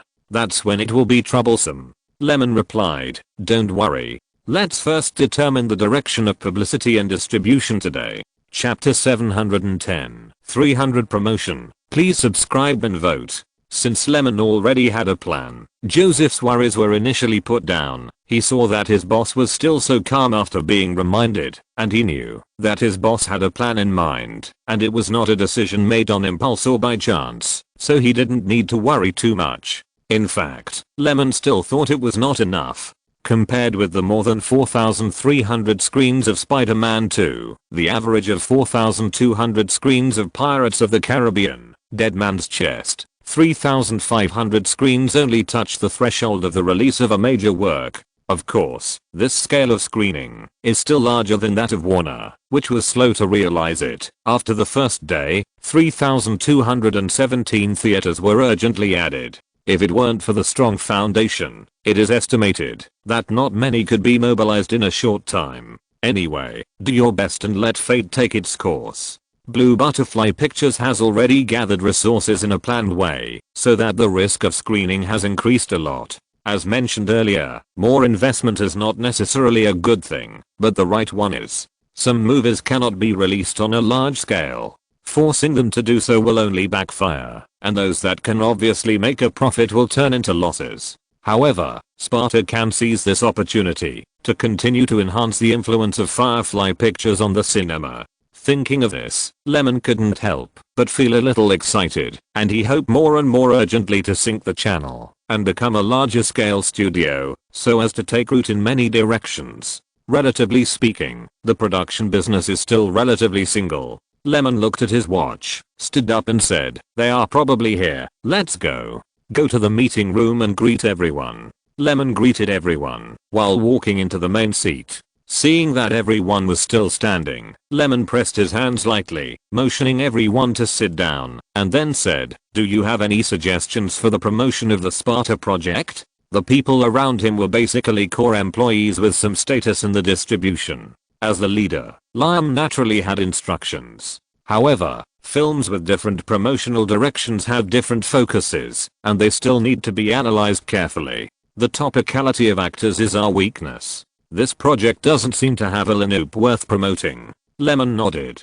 It goes without saying that mainstream media, hard advertising and promotional videos are definitely needed, but we also need a general direction that is easier to attract attention and create momentum. How about the Battle of Thermopylae? We can also publish more soft articles about the Spartans' achievements. How about making a comparison chart of the shooting highlights, or the training results of the actors who play the Spartans? We still have their previous audition videos, which should be a good material. Hearing this, Lyman's eyes lit up. The key members of the distribution, including Lyman, discussed carefully and came up with a lot of feasible means of publicity. Lyman first affirmed, "I think these promotional points are good. Before the quality of the film is recognized by the audience, how to make the audience willing to watch it is the key. But on the other hand, it is still weak to show the advantages as much as possible and convey the attractive consciousness to the audience. In that case, it will require too much money. I think we can try to use the internet section to build an exclusive page for Sparta. Some tidbits and active photos, post photos, and life photos can be updated from time to time to always lead the topic to the upcoming Sparta. As for the media, it is better to prepare to use soft articles to give the audience a potential impression. It's feasible. In this way, less spending can achieve similar results." Everyone discussed for a while and agreed. Anyway, this is not the first time for Blue Butterfly Pictures to promote on the internet. They are quite skilled in finding water army guidance. Once the topic is hyped up, it is easy to attract other netizens to join. After a while, Lyman also suggested, in fact, Zack Snyder also has some appeal. After the success of New York Trip, this is his second official theatrical feature film. We can use this to operate well. Similar effects have been verified by Nolan and Your Boss. Basically, before making a bad movie, the director's achievements and works are also very important to stimulate the curiosity of the audience. Well, this should also be included in the promotional materials. After discussing for an hour or two to set the tone for the initial operation, the meeting was adjourned and left. Scene. Lyman came out of the meeting room in a good mood. Seeing his capable subordinates, he felt a sense of pride from the bottom of his heart, and Scene followed him in admiration. Thinking back to the beginning, those who came from Lyman Vish films were just a group of people who were not valued before, and were bargaining chips for fighting for power and profit. Later, after joining Man Media, they got better and better. Among them, Lyman must be the leader in credit. Firstly, he had a unique vision, and was the first to take the initiative to connect with Firefly. Secondly, he worked diligently, and was now one of the most valued managers by the boss, and his future was unpredictable. Scene followed Lyman all the way to the parking lot with envy, and then he heard Lyman start to talk business. It was not for anything else, but the distribution of Sparta. And what Lyman wanted Scene to be responsible for was the increasingly important online publicity. Scene's mind moved. Such a position is really promising. This time, the boss emphasized online promotion. No matter how you look at it, it is not a clean department, and there must be a lot of funds that can be operated. But in fact, there is nothing to hesitate. Choosing him instead of others shows that the boss values him. Moreover, Scene believes that he has a relatively close relationship with the boss. He has been working with Lyman for 5 or 6 years, and he was still the one who ran the North American distribution channels of Lyman Pictures from state to state. Moreover, Blue Butterfly Pictures has more and more distribution work, and the projects are being produced more and more frequently. The management positions of several other departments are almost filled, and only the network publicity department still has a real power position. Boss, I'm willing to go to the network department. Scene took the initiative to affirm intimately. As expected, smart people can guess the thoughts of smart people. Liam's work is too busy. Just contacting theater operators requires him to be 12 points alert and constantly coordinate according to the market, to avoid damage to the project. Moreover, isn't it that every ambitious person will cultivate confidence? He doesn't want to do wedding clothes in vain. After all, similar power transfers are not always smooth. Executives who have lost their voice, do they have other options besides leaving? Seeing that Scene is on the right track and has known each other for a long time, this time, he also took the initiative to let him get in touch with more things. As for whether he can do it, it depends on him. The work of promoting Sparta went smoothly. On the internet, the interface of Sparta was promoted and sent by the internet trolls, just like a whirlwind, and quickly attracted many passers-by and netizens. The reason is that the Sparta project itself has some interesting points. Not to mention, the photo comparison, life photos, shooting highlights and other contents are worth paying attention to for some people. They are idle anyway, so they can just look at the pictures and information for fun. With a similar mentality, coupled with the continuous development of offline models such as hard advertising and promotional videos, it is enough for movie fans to know the news that the film will be screened from various channels. As for whether they will go to see it, that is another matter. Anyway, I have never heard that the role of advertising can be fully accepted by passers-by. But it is gratifying that the topic is finally no longer bleak and is moving in a good direction. Detroit, the once glorious automobile city, has been declining rapidly with the reduction of industrial added value and a large number of car companies starting to outsource to other developing countries. In a residential building, 27 or 28-year-old Daisy was drooling at the muscular body on the computer, and she was reluctant to move the mouse. In fact, both men and women are lustful, which is determined by genes and desires. It just depends on personal restraint, or whether the wallet is bulging.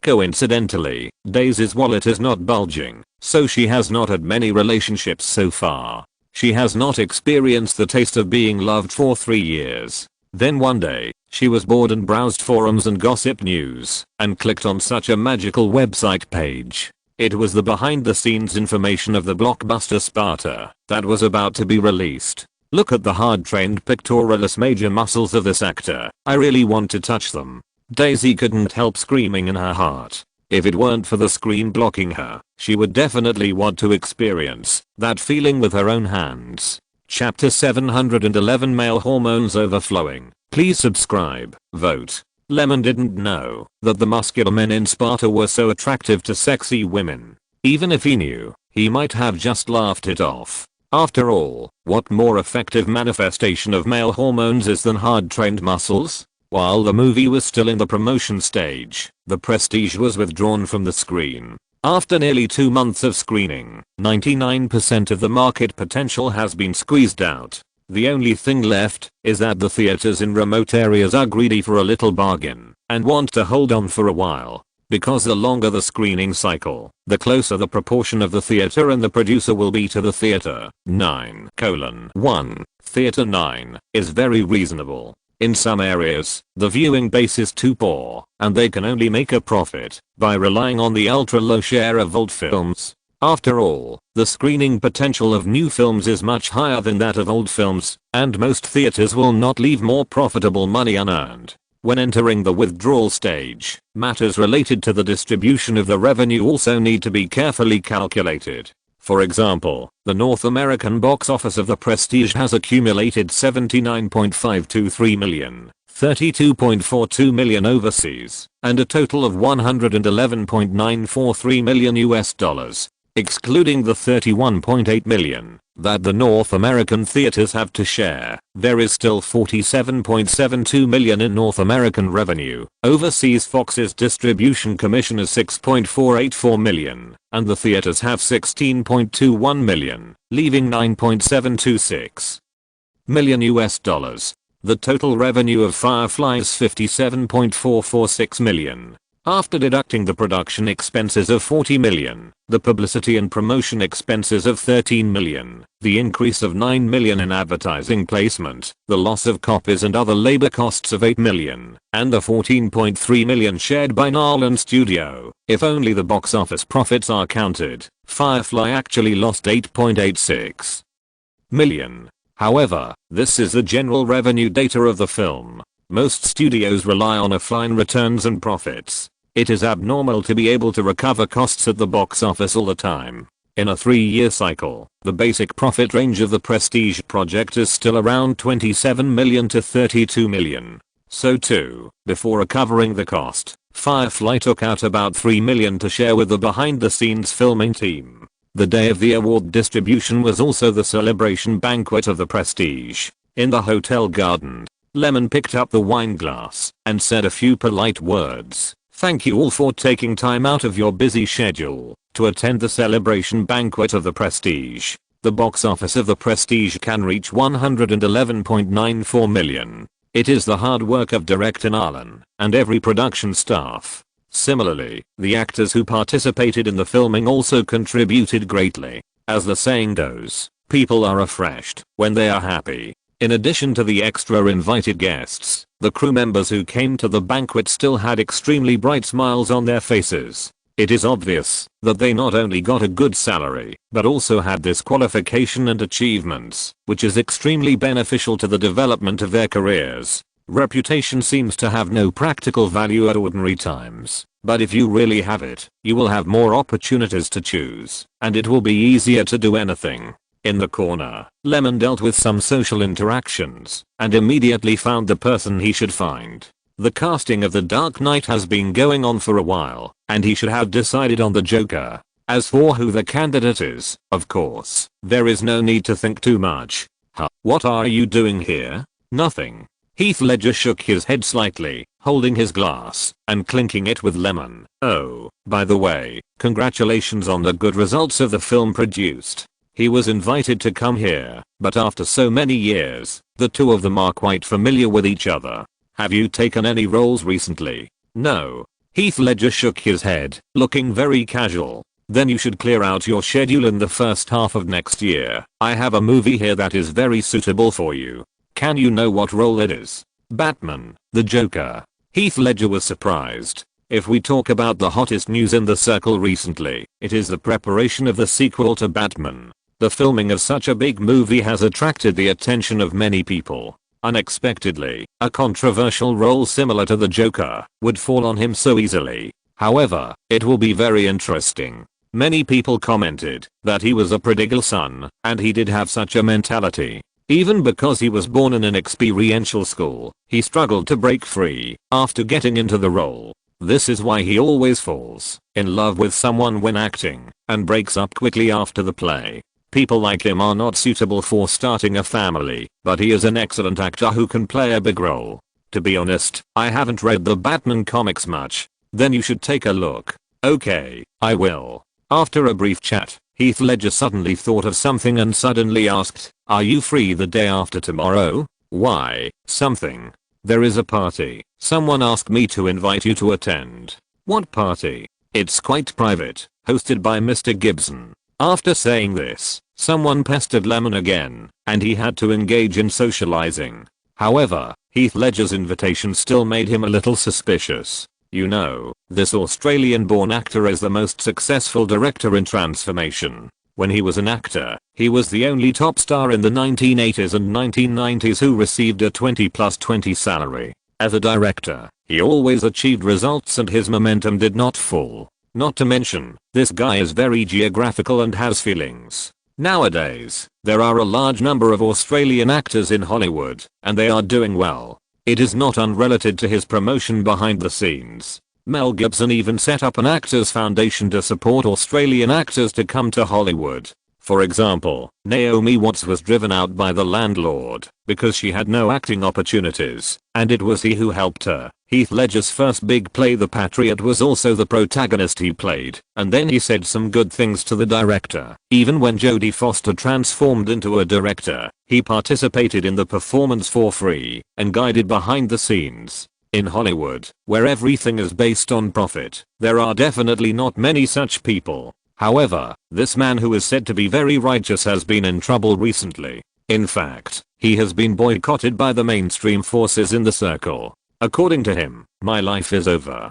The reason for the failure can be traced back to The Passion of the Christ, a film he directed in 2004. This film encountered many obstacles and controversy from project establishment, investment, and distribution, but it finally achieved great success. But behind the success, the Jewish ethnic group was angered. As we all know, the Bible is also divided into the New Testament and the Old Testament. Jews generally believe in the Old Testament, but the Passion of the Christ is a Catholic who expounds his own creed from the standpoint of doctrine. So what's wrong with it? However, the right to decide on right and wrong, or public opinion, is controlled by the Jewish ethnic group. Moreover, this generation of Hollywood Jewish faces represented by Spielberg do not have a deep understanding of the Holocaust, and have no psychological identification with the national restoration movement, but the cohesion caused by anti-Semitism is enough to make them share the same hatred of the enemy. They also inherited the pragmatic spirit of the previous generations of Hungarian Jews and Polish Jews who immigrated to the United States and quickly integrated into American culture to create Hollywood. Therefore, whether to film or not, or whether to have sympathy for Israel or not, is none of our business, but anti-Semitic people should be prepared to be banned, and have negative information spread all over the place. This kind of targeting and exclusion lasted for 2 years. Finally, under long-term pressure, Mel Gibson made a wild statement while driving under the influence, claiming that all the unjust wars in the world have the shadow of Jews, and provocatively said to the police, "Are you Jewish?" This happened in September this year. But the police at that time thought that a drunk person still said such sensitive words. It was not worth causing a bigger storm, so they concealed it artificially. Then a few days later, the media made an effort. Even the South Park animation program team, which has always satirized Jews, said that Mel Gibson was too much. It is conceivable how unfavorable the mainstream speech was to this guy. As expected, a generation of superstars basically relied on leaving the mainstream film industry, which is equivalent to retiring. After all, there are countless Jews in the management of the 5 major studios, and Disney's new executive Robert Iger is also from the Jewish circle. It is a bit ironic that Disney's founder Walt Disney was accused of being an anti-Semite and racist after his death. In addition, only a small part of the Disney family's industry is still in their hands. Now, even the management rights have been almost occupied. This is why Robert Iger has been making constant moves since he came to power, but he has not caused any trouble. Who can blame him for his strong backstage? Chapter 712. Half ban. Please subscribe and vote. Lyman did not have any good feelings towards Jews, nor did he feel disgusted. He just understood something more deeply. Art does not succumb to capital, but honor is often subordinate to the current situation. Looking back at the awards of the past few Oscars, what is worth noting is not the laughter and loneliness on and off the stage, but the balance and compromise that was torn and combined after a long list of nominations and winners. There is no simplicity in the adult world. The Jewish people will not bite like a mad dog. They are very pragmatic. Moreover, Mel Gibson was drunk and drove and spoke inappropriately. No matter what, he was wrong. However, such a person suddenly invited himself, which must not be just a so-called courtesy. Because of the privacy of the party, Lyman was not afraid of getting into trouble. After thinking it over again and again, he still accepted the invitation. Mel Gibson is already 50 years old. When Lyman saw him, he only felt that he was exhausted. Even if he cheered up, his smile was vaguely a bit deliberate. There was not much friendship between the two, and they could even be considered acquaintances. As for why Lyman was invited, it was because a recent mess made the Australian gang he maintained almost cease to exist. After thinking about it, Mel Gibson felt that Lyman would be a good leader. At least, his reputation was enough to maintain the Australian gang's continued good development in Hollywood. Because unconsciously, many of the projects produced by Lyman's company cooperated with Australian actors, and he also had a lot of contacts with Heath Ledger, which represented a certain foundation. As early as a few days ago, when the party was held as usual, the tradition of the Australian gang was to get together in November every year to talk about work, development, help each other, and provide opportunities. Before anti-Semitism, the leader had always been Mel Gibson. Unfortunately, once this incident happened, this small group was basically destroyed. Many Australian actors did not dare to express their support publicly, and could only secretly build relationships. After all, if you still want to mix in Hollywood, it doesn't matter if you don't like Jews, but you can't offend them blindly. As the only outsider at this party, Lyman participated in this internal party. Some people understood the deep meaning. The banner of the Australian gang cannot fall. This is the network of relationships that Mel Gibson tried his best to maintain. The momentum and connections behind it are based on this. You know, the Australian entertainment industry is very supportive of Gibson because he opened up a channel for going out. Ganging up is a traditional rule in Hollywood.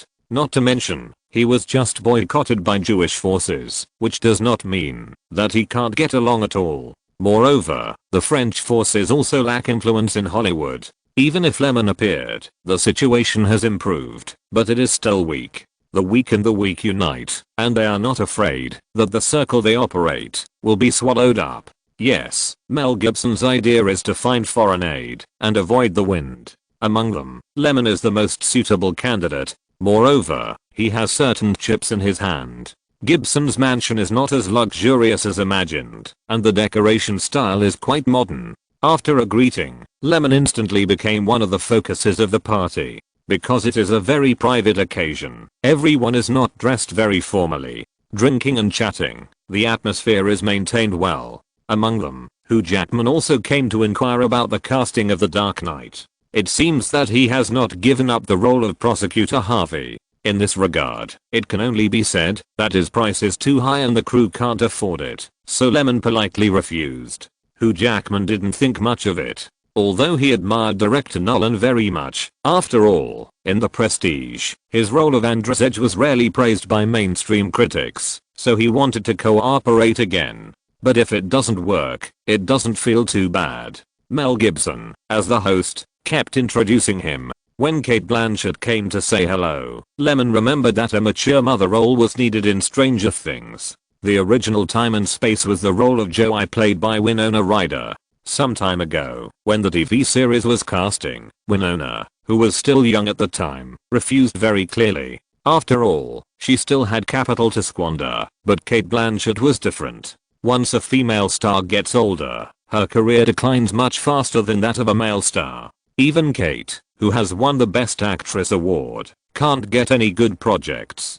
Cate was very straightforward in the face of Lyman's invitation. Acting in a TV series? If the money is in place, it's not impossible to take it. Although it's not a movie, Cate Blanchett is still looking forward to catching up with Firefly. What's more, she has already worked together once in Babel and gained a lot of fame at the European Film Festival. Then, it's Heath Ledger. In the past 2 days, he has bought a lot of comics about the Joker and has begun to prepare for the role. He was very excited during the conversation. Seeing this, Mel Gibson looked calm, but he was very excited. He felt that the choice of finding Lyman was really right. He was not unfamiliar with the members of the Australian gang, and he had no prejudice. This attitude and opportunity space are beyond doubt. In terms of industrial layout, the director in front of him has done more than him. Although many people say that the stall is too wide and the ability to resist risks is very poor, Mel Gibson does not think so. Fame, wealth, and women, at their level, will they still lack? On the contrary, the drive to fight has been lost by many high-ranking directors. Mel Gibson was not sure whether Firefly could continue to be successful, but he respected this courageous attitude. He, Mel Gibson, hated the Jewish guys who lived off the fat of the land, formed groups to exclude others, and were conservative and vulgar. In the study, Lyman and Mel Gibson sat opposite each other. The socializing and excitement just now were just preparations for a deep conversation. In fact, Lyman almost knew what the other party was thinking. After all, in the original Time and Space, Mel Gibson was banned by Jewish forces, and it took 8 years for him to return to the mainstream vision, with the hacksaw that was a double harvest of box office and word of mouth. So, facing his goodwill, Lyman was happy to accept it. More friends mean more ways, right? The Australian gang has accumulated a lot over the years. Although it has encountered some troubles, it is only a matter of time to get through them. After the anti-Semitic incident broke out, this guy has publicly apologized several times, and it was still possible to make up for it because of drunken remarks. Mel Gibson took out the folder he had prepared long ago. The folder contained the connections he had made in Hollywood over the past decade and some famous bosses in the Australian film and television industry. Even after such an incident, the resources controlled by a generation of superstars should not be underestimated. According to Mel Gibson, he would probably have to stay quiet for a few years. He could not use these resources. He had to take the Jewish forces into consideration, so many things would be troublesome for him. Moreover, these people were all seeking money, and were very wary of the Jewish groups in Hollywood. It would be fine if they did not please them, but it was impossible for them to stand on the opposite side, which would not be beneficial. Therefore, Lyman, an outsider, could receive resources very well. In exchange, Lyman needed to help the Australian gang more at the right time. After all, the existence of the Australian gang was Mel Gibson's biggest bargaining chip in the future.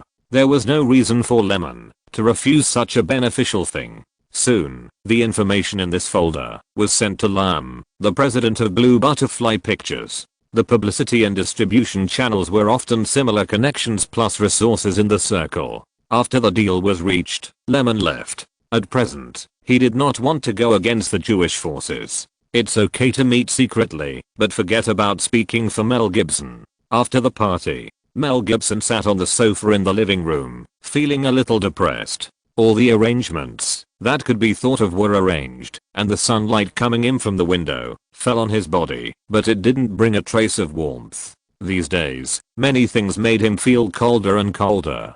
Apologize publicly, and beg for mercy privately. Even so, those people still didn't let him go. Ban? Haha. A group of descendants of foreign refugees have taken root in the United States. It must be said that this ability is no wonder that many prime ministers are afraid of it. Mel Gibson sighed in his heart and cheered up and started to save himself. Having tasted the taste of power, fame and fortune, he is willing to sink. Even if he can continue to make movies and be an actor, but without the momentum and blessing, and because of various black materials, how much market appeal can he have? He is now like a mouse that doesn't want to hide in the sewer forever. He doesn't want to leave here in despair. Chapter 713 The Macho Army is dispatched. Please subscribe and vote. Mel Gibson is worried about the aggressiveness of Jewish forces, but he is not the only one who is worried. Bobby Weissman is also worried now, but what worries him is that the popularity of his own films is far less than that of 300 Spartans. Of course, Sparta is not the only film scheduled for November 10th. In fact, because it is difficult to squeeze into the Christmas schedule, many independent studios have set their sights on mid-November, which is close to Christmas. Obviously, Lyman is not the only smart person. The Time, co-produced by Bobby Weissman's Crate Films and Harsh Times, is also scheduled on that day. In addition, the horror film The Spirit and the drama A Good Year are also scheduled in the same schedule. Among these films, The Time has Christian Bale as the topic of publicity. After the completion of this film, seeing the popularity of The Prestige was only scheduled for November. It was actually completed several months earlier, but it has not been scheduled for release, just to take advantage of the popularity. The Ghost is a low-budget film, just to make up the numbers. A Year of the Bell has the combination of great directors Ridley Scott and Russell Crowe, and it is not lacking in the momentum of screening. However, Ridley has been unlucky in the past 2 years, and his appeal has dropped a lot. In this way, Sparta is still the most threatening. Of course, this is just Bobby Weissman's personal opinion. He is still very confident in his own film, and it would be better if Sparta was not involved. However, the schedule dispute is more difficult to avoid the closer to the good schedule. However, what makes Bobby angry the most is Fox is in action. Desire Pictures has no distribution ability and entrusted Fox to distribute. But what did they do? 872 screens. The theater location is not good, and it is clear that they are unwilling to work hard. When he went to argue with them, he got a perfunctory attitude and an attitude that the arrangement is no problem. Unfortunately, he can't turn his face. After all, for Fox, this is just a normal distribution business, but for the still weak Desire Pictures, Emergency is a project they attach great importance to. What is the situation is stronger than people. Bobby Weissman was getting anxious, but Fox didn't care. They only took a commission from the movie, so the risk was very small anyway. In fact, the smaller the risk, the easier it would be for them to share the profits. Most distribution companies were so confident that they would talk about the theaters. They arranged the theater resources. All aspects were blocked. The contract was signed, and they couldn't regret it. So, Bobby Weissman could only see that Sparta was getting more and more popular day by day. Whether it was popularity or media newspapers, it was a one-sided crushing. Others were on the entertainment headlines, while Emergency could only squeeze into the tofu section at the end and be mentioned slightly. Such treatment really made him angry. Perhaps, he also knew in his heart that, if he hadn't invited Christian Bale to play the role at a high price, he might not even have such a small amount of publicity. After all, the resources that Crave Pictures could fight for were too few. It all depends on other people's faces. How could he not pinch his nose and accept it? But if we just keep doing it, what will happen to the money we invested if the audience forgets it before we build a good reputation? After thinking about it, Bobby Weissman was unwilling to give up. He felt that he had a chance to fight. As long as he promoted it, it might become a dark horse. He called the boss of his ally Screaming Pictures and said he wanted to discuss it. He had already made up his mind to compete with several movies. Even if Fox did not contribute, they would contribute. Putting the chips on the gambling table, let the market see that movies are not just about who is more popular. After a while, the ally came. The production cost of Emergency was $20 million, and the lead actor Bale alone would take 15% of the North American box office share. The basic salary was low, so naturally he had to make up for it from other aspects. In fact, co-production is also a common practice for independent producers. If the funds are not sufficient, and they need to maintain operations and reduce risks, this is the best choice. Bobby Weissman sat opposite the other party and did not speak immediately, but thought and considered his words. The idea of this movie comes from David Ayer's fleeting crazy idea. What would it feel like if he killed his best friend? He began to think about the crisis of male relationships along this question and put it into practice. In general, the story is not cliché. In terms of the main creators, Eva Longoria, who became famous for Desperate Housewives, can also add lively highlights to the solemnity of the film. She plays a lawyer who was born in poverty, but succeeded in her struggle. She plays against Bale, and even some ambiguous plots are very tempting. In addition, not long ago, the American Entertainment Weekly called Christian Bale one of the most creative people in the entertainment industry, and Premiere Magazine also praised him as one of the hottest and outstanding actors under 30. No matter from which aspect, there is a basis for competition. This is also the source of his confidence. We still need to think about the screening of Emergency. Fox does not provide resources and underestimates the film market. If our tech companies do not work hard, the situation will be dangerous. The ally nodded, obviously also understanding the situation at this time. I plan to use the money to buy a few newspaper pages for a week, but this investment is still inferior to Spartan. What a joke. In order to promote Spartan, Blue Butterfly Pictures has to spend more than $10 million in advance publicity alone. This is also the reason why Fox is unwilling to contribute. The movie is just distributed on behalf of it, so there is no need to pay too much attention. In addition, they have invested so much, and the momentum is so loud, so can they also throw money? It's better not to do such a thankless task. The allies are more clear about Fox's actions. After listening to Bobby Weissman, they are also dissatisfied with the current situation and directly replied, "How can I cooperate? Can you contact a few gossip media? Find some professional ones and release black materials. If you can't compete with the direct hard power, then you can only use some sinister means. There are so many actors in Spartan, and they are not all clean. Picking up some dirty things in private and slightly hitting the momentum is a common method, as long as it is not overdone. True or false? Who will care? It's feasible. I'll contact them later.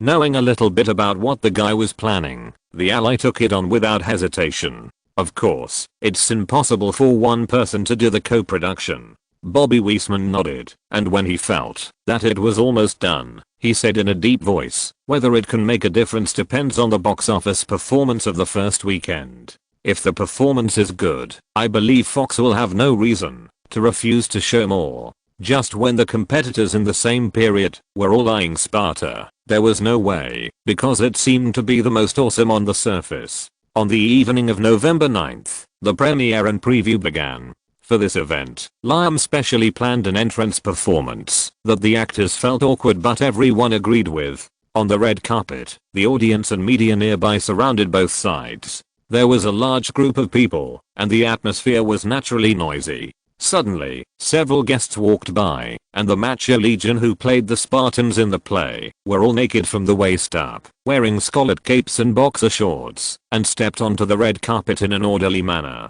It was really a step. They all acted like they were rehearsing, not like they were attending a ceremony, but marching to fight. They even shouted slogans from time to time, which made them look very impressive. Of course, this was from the perspective of the audience and the media. Especially compared to the mediocre red carpet show before, it looked even more interesting, like a clear spring in the muddy stream. In order to cooperate with the publicity, the tough guys really gave it their all. Being stared at and glared at by so many people must have been quite uncomfortable. But there was nothing they could do. It was work, not to mention that, if the movie did well, each of them would be able to enjoy the bonus of the screening. So even if they felt uncomfortable, they were generous in both expression and posture, and they continued to move forward steadily. Flashing lights, shouting. Many female audience members' eyes were almost bursting with stars. Wow, these muscles. Wow. Everyone has a great body. Wow, wow, wow. Tall and burly, with exploding hormones. HMM, HMM, HMM. It's like, in the eyes of male audiences, a group of beautiful young ladies dressed coolly, in bikinis, slim and plump, lining up to walk the runway. If you put yourself in their shoes, you should understand. In fact, as early as when casting and shooting, Lyman knew how to not waste this male charm that had nowhere to radiate. The effect was very good. Amid the emotions of satisfaction and worthwhile trip, the screening began. Chapter 714, a show-off long MTV. Please subscribe and vote. Bobby Weissman sat in the boss chair, holding in his hand a relatively detailed plan of his allies to use negative news to lead the rhythm. He flipped through it quietly, and although there was no expression on his face, his energy was focused, and he was obviously quite satisfied. The private lives of the actors, the male and female leading actors going to the hotel in the middle of filming, and the embarrassing results of the epic themes Kingdom of Heaven and Troy. Similar steps can easily make the audience subconsciously label Sparta as boring. Although there are still some shortcomings, if it can really be carried out according to the whole plan, it will undoubtedly raise the early image of its own film and attract audiences to enter. In short, all aspects have been taken into consideration, but it is not negative enough to make the audience completely resist. Bobby Weissman watched and nodded gently. Make a splash, as soon as possible. The ally sitting on the sofa replied, we are already doing it. But do we have a good chance of winning? If we don't do anything, we won't have a single chance. Bobby Weissman paused. We'll have to fight hard to gain a foothold during the schedule, and at the very least we'll have to get our investment back. Yeah. After reaffirming, the ally left. If a movie is very strong, how much screening space will be left for other movies during the same schedule? This has to be done.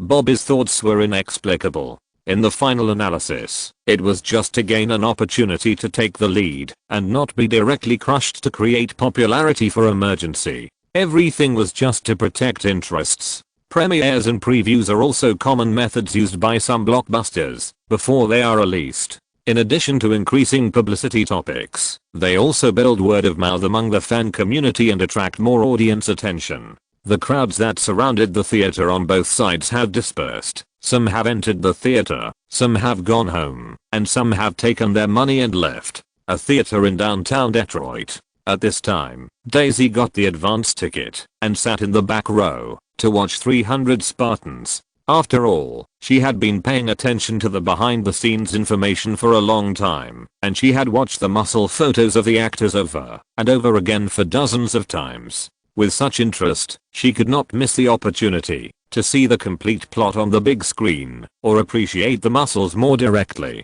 For this reason, she spent more than $50 to grab the advance ticket so that she could have a glimpse in the camera. The story is not important. Blood, muscles, fighting, and satisfying visual senses are more important. In terms of the plot alone, the popular science level of the Battle of Thermopylae is still enough. In 480 BC, King Xerxes I, Rodrigo Santoro, of Persia led an army of 500,000, claimed to be 5 million, and more than 1,000 warships to attack Greece, and went south all the way to the Thermopylae Pass. The arrogant Xerxes I also sent letters of persuasion to the Greek city-states, hoping that the small states would surrender without fighting. This naturally includes the city of Sparta. As a result, Xerxes' envoys suffered a lot in the rebellion of many Greeks. At this time, in order to resist the powerful enemy, the brave Spartan king Leonidas, Jared Butler, personally led the Greek coalition forces gathered from all over to rush to Thermopylae first and guarded the strategic pass. In the end, all 300 warriors died in the battle, and the Persian army paid a painful price of 20,000 casualties in the battle to break through the hot springs. When the sentence for Sparta sounded, many viewers were still moved. In the passionate background music, director Zack Snyder wrote a battlefield fight with the colors of oil paintings. When the film ended, Daisy was still immersed in it and felt happy. However, what she likes to watch is full of male hormones. As for the plot, lens, soundtrack, rhythm and other element, she just thinks it's good. Even if she is asked to say what's good, she may not be able to say it. But, what does it matter? Watching movies is for enjoyment, as long as you are satisfied. Simply put, Zack Snyder didn't put his heart into restoring history. In order to please the audience, he even abandoned the basic equipment for war. But he also used his professional painting aesthetics, heavy colors, blood, and violence to bring unprecedented visual impact to the audience. In his hands, fighting became an art. One word to sum it up: awesome. The subsequent film reviews were basically similar. Point: the whole film is like a super long MTV with sexy lingerie as the core. The theme of the lingerie is ancient Greece, but the music is exciting and passionate. Mincemeat flies all over the battlefield, and it flies very slowly, so slowly that people want to see every powerful muscle on their bodies clearly. San Francisco Herald. Point: Zack Snyder used showy color saturation and strong slow motion to shoot a movie depicting the Battle of Thermopylae. I can only say that, if you ignore the plot, the color picture is really good. Entertainment film review: inexplicable costumes, inexplicable fighting, inexplicable child's play. The fact that the actors in it can cooperate to perform such a bad movie is really the biggest mistake in their careers. Boring. Film salon movies like 300 are destined to be ridiculed by the public, especially by the critics, who take it as their mission to defend the dignity of film art. This is inevitable. In sharp contrast, the audience, who just poured out of the theater with excited red tides on their faces, ran frantically to IMDb to give it a full score. But these two seemingly different attitudes are actually the same thing in essence. The audience is destined to be influenced by pleasure. There is no doubt it should be. Experts do need to maintain professional calmness in the face of various collective enthusiasms. And once calm, the plot and narrative of 300 are really not good. From the perspective of film appreciation, if you don't go to the cinema, the audiovisual pleasure that 300 can bring is bound to be greatly discounted. Its so-called artistic value lies in its innovative experiment in film aesthetics, because it is a very typical visual film, and the one's amazing sin-city is also the same. In addition to the bold exploration of the film screen, it is worthy of praise, although this advantage covers many of the film's defects: empty themes, shallow tones, deviated positions, bloody scenes, stories, and characters that don't need to be portrayed with the brain. But the audience spends money to buy tickets, Sometimes they are satisfied with being happy. This is a world that depends on appearance, and visual enjoyment can get more feedback than spiritual enjoyment. In fact, whether it is director Zack Snyder or Lyman who decided to invest large amounts of resources, they all have certain expectations and can foresee a certain market. As a director, didn't Zack Snyder know what 300 would become in his hands? He knew it very well, and because he knew it, he would emphasize the picture structure more and ignore other things. Different emphasis lead to different results. You ask him to tell a good story, but he won't do it.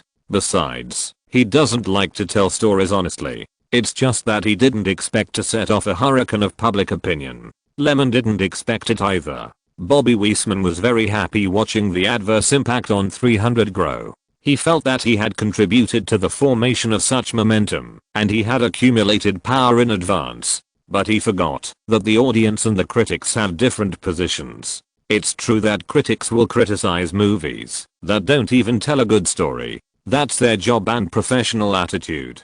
But just like these people like carefully cooked food, they can also accept fast food. Watching 300 is like eating a super spicy hot pot that makes your scalp numb. It satisfies your appetite, even if it is digested overnight. People with a bad stomach may still curse it, but at that time, they must have enjoyed it. This is the merit and boredom of most commercial movies. They are just consumer products. You can enjoy watching them, but you don't want to think about them after watching them. There is really nothing to think about in 300. What to think about? Naked men. A battlefield full of loopholes? A fight with brains full of water? There is no scheming, no thinking, and even insults to IQ. If ancient wars were fought like this, there would be no need to spend time studying. Therefore, despite the loud criticism, the screening of 300 was not affected much. In fact, because of the wave of discussion, criticism also represents popularity. It can get more box office. In the advanced screening, 300 only had 4.87 million, which is very mediocre. But on the first day of release, it got 29.82 million, and it topped the box office list. Among all the blockbusters in the past, such first day results are considered outstanding. After all, the two added together amount to $34.69 million US. If you're listening to this novel on a channel other than Fanfic World, it means they downloaded and uploaded it without effort. We cordially invite you to visit our channel, Mundo Fanfic Novelos. There you'll find the original version of this story and you can explore many other novels of various genres. We're waiting for you to immerse yourself in a world of incredible novels.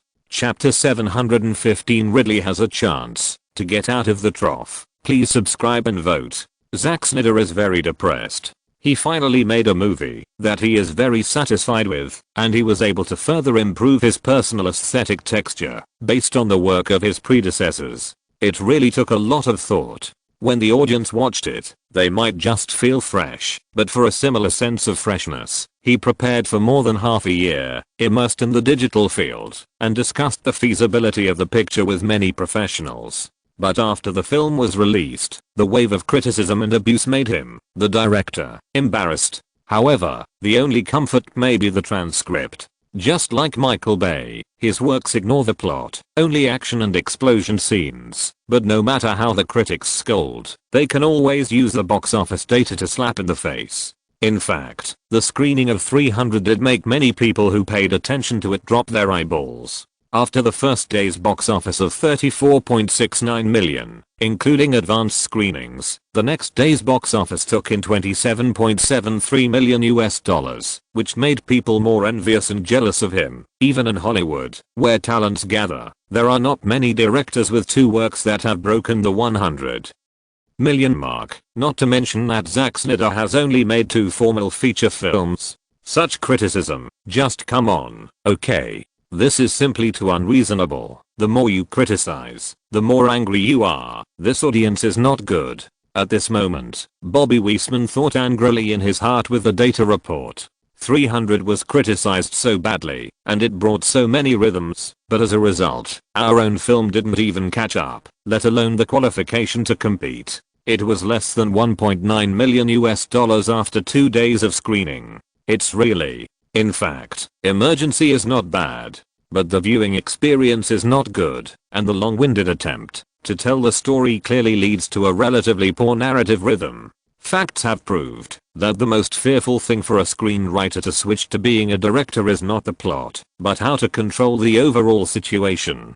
Besides, with the success of 300, who would want to watch other movies? Movies that are outstanding in the same period can always quickly squeeze the screening space of other movies. Not only did The Time perform poorly, but Hollywood giants Ridley Scott plus Russell Crowe also suffered the most tragic box office results in their film careers. A Good Year only earned less than $4 million, and film critics and audiences could not accept Russell starring in any drama comedy. Compared with it, the market appeal of The Time is stronger at the same level. You know, the screening scale of A Good Year is also quite high, and the investment is $15 million more than The Time, not to mention the investment in publicity and promotion. In terms of results, the difference between the two is less than $2.1 million, which is actually more embarrassing. The theaters are also very realistic. Instant Potential has a small canvas, and it will not be reduced in the next 2 or 3 weeks if it can get such a box office. After all, the market needs to maintain diversity. Not all audiences like to watch 300, so they have to give other movies to those who don't like it. As for A Good Year, there is no way. The only thing waiting for it is to reduce the scale of screening. Well, the share just vacated is given to the excellent 300. It has to be said that the adjustment ability is very fast. If you want to make money, you can't procrastinate. The theaters are familiar with similar decisions. 300 just moved forward in the criticism, and then Lyman called the team together to spend money to guide. Unlike Bobby Weissman's anger, Ridley Scott is now very tired. As soon as the box office results came out, he knew that his attempt had failed again. Moreover, he didn't think it would be so bad. Although he has been on a downward slope in recent years, it has not been without experience before. When Blade Runner was filmed, he was not very smooth and even had a falling out with the main creators of the crew. Later, the box office failed and almost ruined his directorial career. On the other hand, he was used to the ups and downs. If someone else took $35 million to make a movie like this, he might still have some concerns, but the foundation laid by past achievements would not let him fall completely. So, after a little excitement, he opened several scripts sent to him in the study and began to prepare for the direction of the next new film. Among them, there was a script that he had been optimistic about earlier. It was in April 2000 when producer Nicholas Pileggi, who had worked with Martin Scorsese as a screenwriter for Goodfellas and Casino, saw a strange thing in a news report. A good family man, a civic leader, a philanthropist, and an entrepreneur with billions of assets was arrested and imprisoned. The police unveiled the veil of this person named Lucas. Lucas, who was born in a small town in the South, had always lived a very poor life. In 1946, he came to New York. In his own words, he was a special gangster at that time. For the next 20 years, Lucas worked under Ellsworth Johnson, the inspiration for the Black Godfather in the gangster movies of the 1970s, and became his most capable right-hand man until Johnson died in 1968. As soon as Johnson died, Lucas seized the opportunity and changed all the rules of the game in the drug world by changing the imports of drugs. Soon, Lucas was in New York, even able to point a gun at the head of anyone who dared to resist him. Yes, he was the second New York drug lord after Johnson, but he had been hiding well and only slowly revealed his feet after so many years of living happily. Such a topical and even bizarre story represents the breadth of creative material. Therefore, Nicholas Pileggi, who was a screenwriter at the time, wanted to use this as a blueprint and bring the secondary creation to the big screen. But he knew that he was not good at writing real events, so he introduced Jacobson to Lucas. Lucas was already in prison, and he didn't care if others took advantage of him. He even hoped that his past would be known to more people. This was an interview with some show-offs. Soon, the two began an unusual literary journey in prison. Lucas dictated to Jacobson the whole process of his remarkable rise and fall, from watching his cousin being murdered by the KKK in La Grange, to how he gained overwhelming sexual power in the drug trade, and why he had to spend the rest of his life in prison. The wonderful and thrilling stories that happened to Lucas were enough to constitute an excellent biographical report. After discussing, Pileggi and Jacobson spent some time repolishing, perfecting the details of the script, and clarifying the main line, and then thought about preparing for filming. They had no money, but they had connections. After finding Universal Pictures, after trivial review, the project was finally approved. In 2004, the film was directed by Antoine Fuqua, and the leading actors were Denzel Washington and Benicio del Toro. However, the film was forced to stop just 1 month before it was to start shooting, because Universal Pictures cancelled the filming due to some budget issues. In other words, Universal Pictures felt that it was unreliable and did not want to continue investing money. Similar things are common. Sometimes the crew is not well coordinated, the main creators are not in harmony, and the actors are fighting for profit, which will make the production company give up the desire to produce. Later, after a period of shelving, the senior executives of Universal felt that the project was feasible again under the advocacy of the two people who disdained their efforts. Don't laugh, it is common to go back and forth. Of course, Universal proposed that the script should be rewritten. Subsequently, Steven Zaillian, one of the screenwriters of Schindler's List, was invited to join in and recreate a version of the whole story. The new script was established, and the original director was naturally out.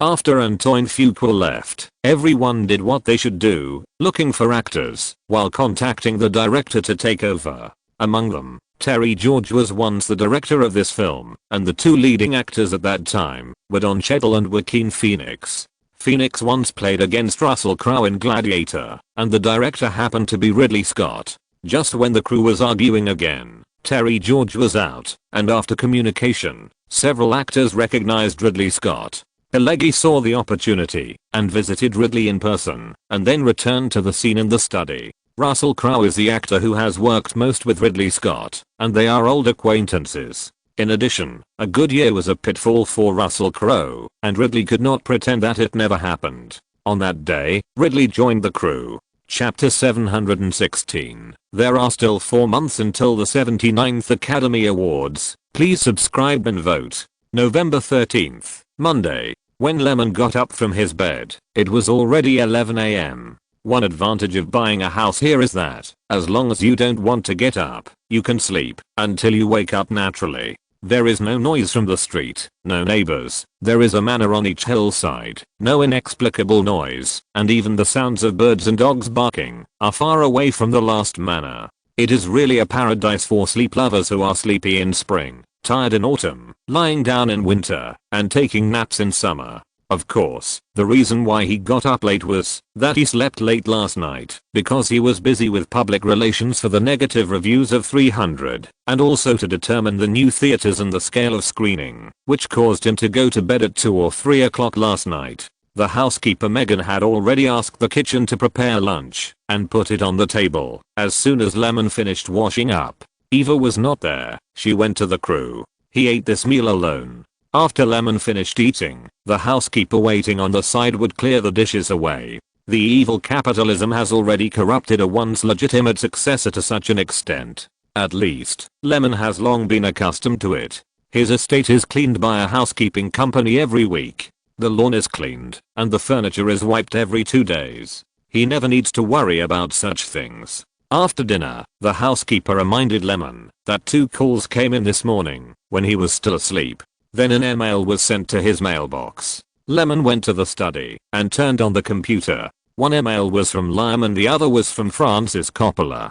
Francis' email said that the film Her was almost finished and Sophia would lead the team back to enter the post-production. Finally, he said that he had recently received a batch of white wine and cigars and had sent someone to deliver them to him. He was asked to receive them. Of course, he also mentioned that he hoped Lemon could visit him when he was free. It was not surprising that Her was finished. After all, Sophia also called last week to talk about the progress. But the focus of this email did not seem to be on the movie. You know, it's November now, and there's only a little over a month left until the end of the year. Moreover, the original reason for their friendship was a kind of transaction. Francis also promised Lemon that he could help Firefly's actions at the Oscars not be excluded. When it comes to public relations, it's not something that can be done with money. although the entire email did not mention anything about the Oscar selection at the beginning of next year.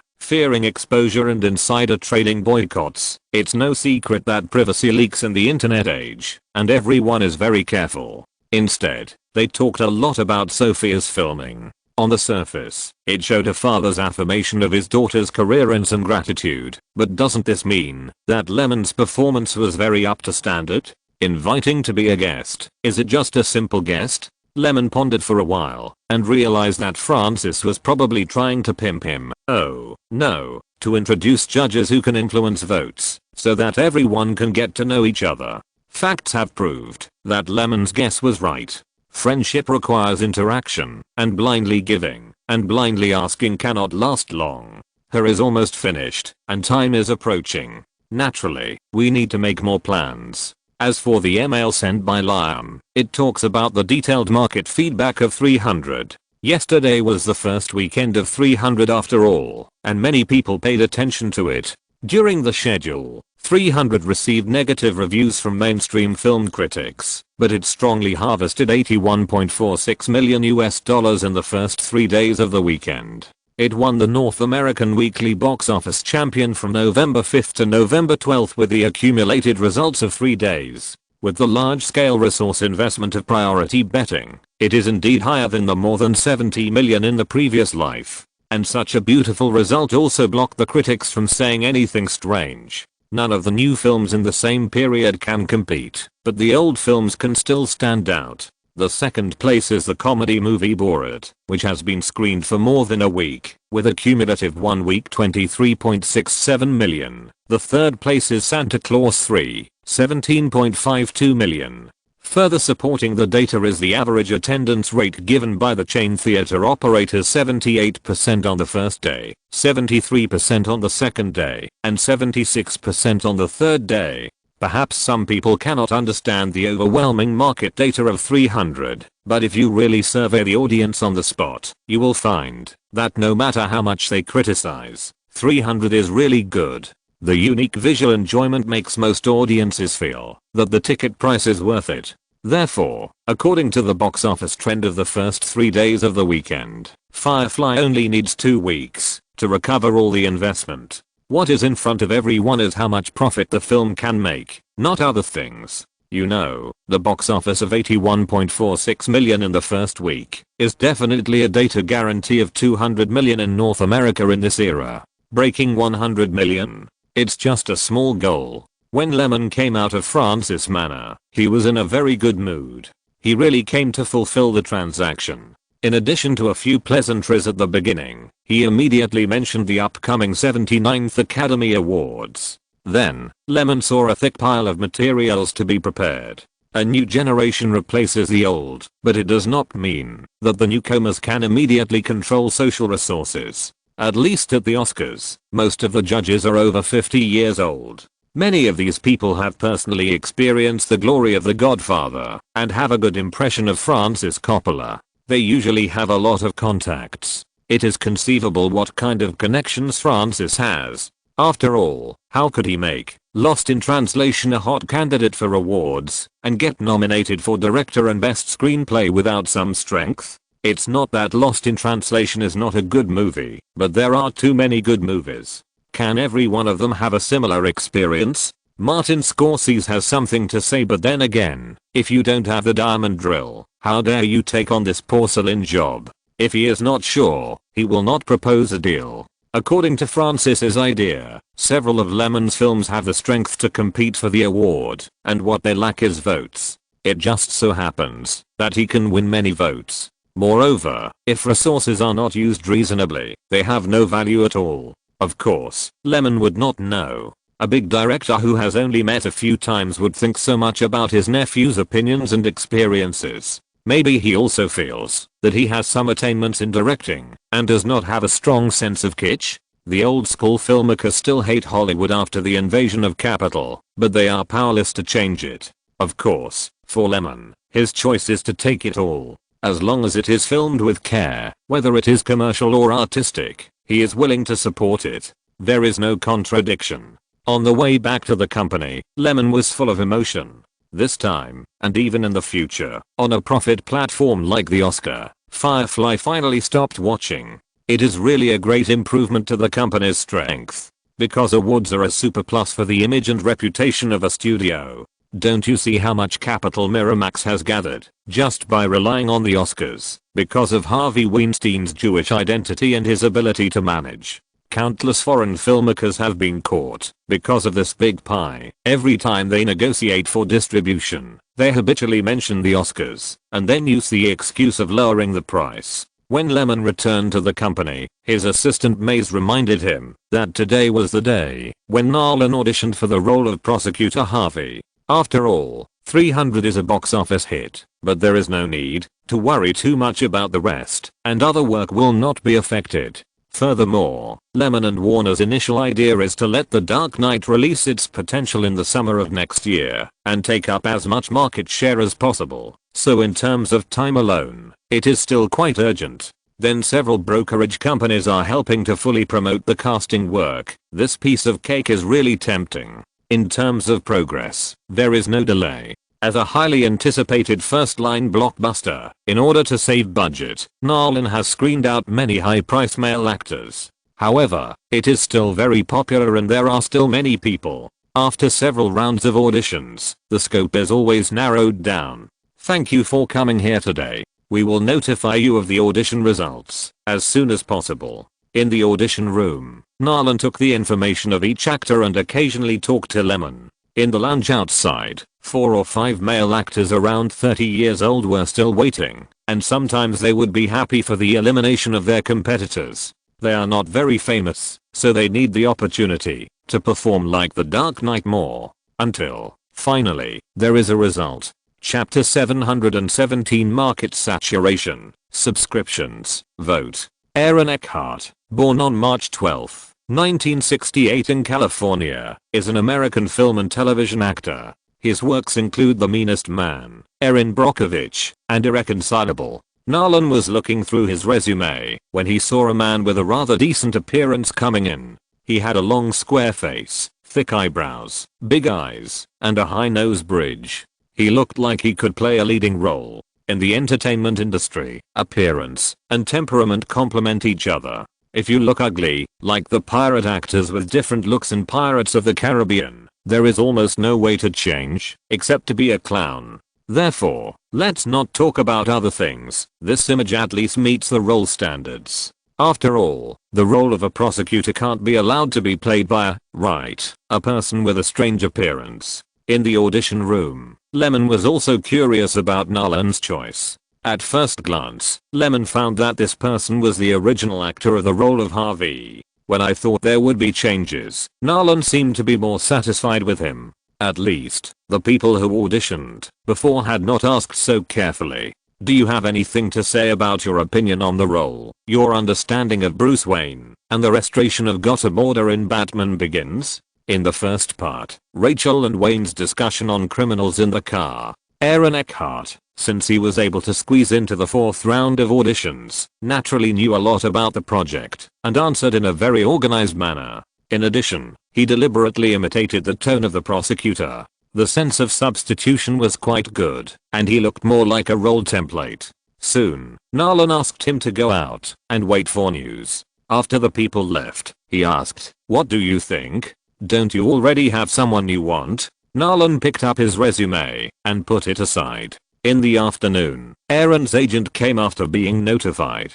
Although this white man, who is also about 30 years old, tried his best to stay calm, some small actions revealed his psychological urgency and joy. You know, Aaron Eckhart is still just a 2nd or 3rd rate actor who has appeared in a few movies. His works are not well known, his public image is almost non-existent, and he has few opportunities to perform. Even if it wasn't a supporting role in a blockbuster like The Dark Knight, he was willing to negotiate. For actors, before they have achieved something, they don't have much power and space to choose. After a few polite words, it was Alan's agent who took the initiative to speak. "Mr. Last, we have studied Batman very seriously, and Alan himself is very happy to participate in The Dark Knight. We agree. How much is the salary?" Lemon easily read the core of the words, and he replied, "Let's talk about the schedule first. There are about 4 months of preparation and shooting time in the middle, and the role of prosecutor Harvey is relatively important.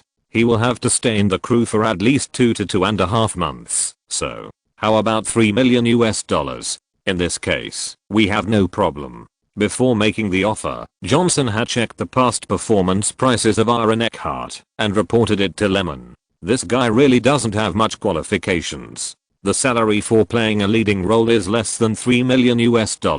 Now playing a supporting actor for $3 million is already a relatively excellent salary in the industry. Of course, this is also because the role of Harvey is one of the turning points in the plot, and the selection of actors needs to be careful. So, now let's talk about our requirements." Lemon continued, "Keep exercising and stay in shape. If possible, think more about the speeches and tones of senior civil servants. There are several public statements in the play, and the momentum must be strong when shooting. Other than that, there is basically nothing to do. Understand the role more thoroughly." In the first week, 300 easily won $81.46 million US with a leading attitude, but it began to decline in the second week due to the consumption of potential audiences. November 18th, Monday, the 23rd of December million. November 19th, Tuesday, 10.87 million. November 20th, Wednesday, the 23rd of August million. However, even if the box office fell, other new and old films in the same period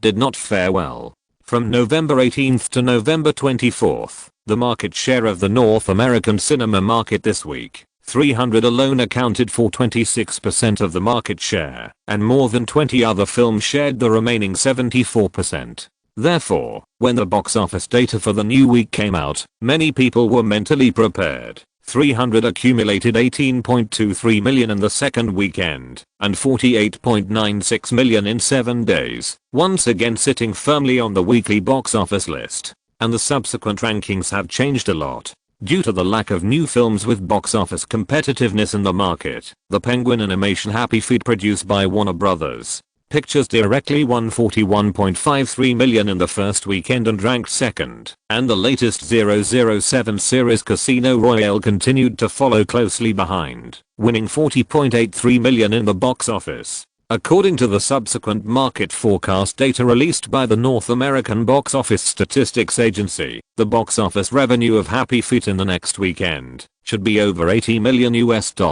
and that of Casino Royale is $75 million US. Although Casino Royale ranked third in the North American box office list, and even an animated film did not compete, its distributor, Columbia Pictures, a subsidiary of Sony Pictures Group, said, "The two businesses are officially parallel. The film's box office in overseas markets has always been higher than that in North America. In terms of the current audience reputation alone, it is expected that it will soon exceed the 007 film box office revenue record set by Die Another Day in 2002. Die Another Day starring Pierce Brosnan has so far earned $432 million US in global box office revenue. As for why Columbia is so confident in relying on the overseas market, in addition to the fact that the 007 series has a relatively high acceptance in overseas countries, it is also because the joining of this version of 007 has not been resisted by the fan group, as the sixth generation of 007, Daniel Craig, has withstood the huge pressure and doubts from the outside world. I remember when he was announced to play the new 007, Bond fans and media all over the world questioned him, and some even ridiculed him, saying that he was not handsome enough, he was too short, and he had blonde hair. But when the film was released, Craig's performance shut up all those who questioned him. In addition, Eva's Bond girl is different from the previous Bond girls who served as Evas. Instead, she conquered the audience with a calm mind and means. Therefore, Columbia is really confident in the film, even if there is no competition in the domestic market. Then, the science fiction thriller Overtime starring the famous black movie star Denzel Washington earned $27.82 million US at the weekend box office, ranking fourth on the list. Among the newly released films, the religious film The Nativity describing the love story of Jesus' parents is also quite eye-catching, and ranked fifth on the list with a weekend box office of $10.36 million US. The comedy A Brighter Christmas ranked 6th with $8.7 million.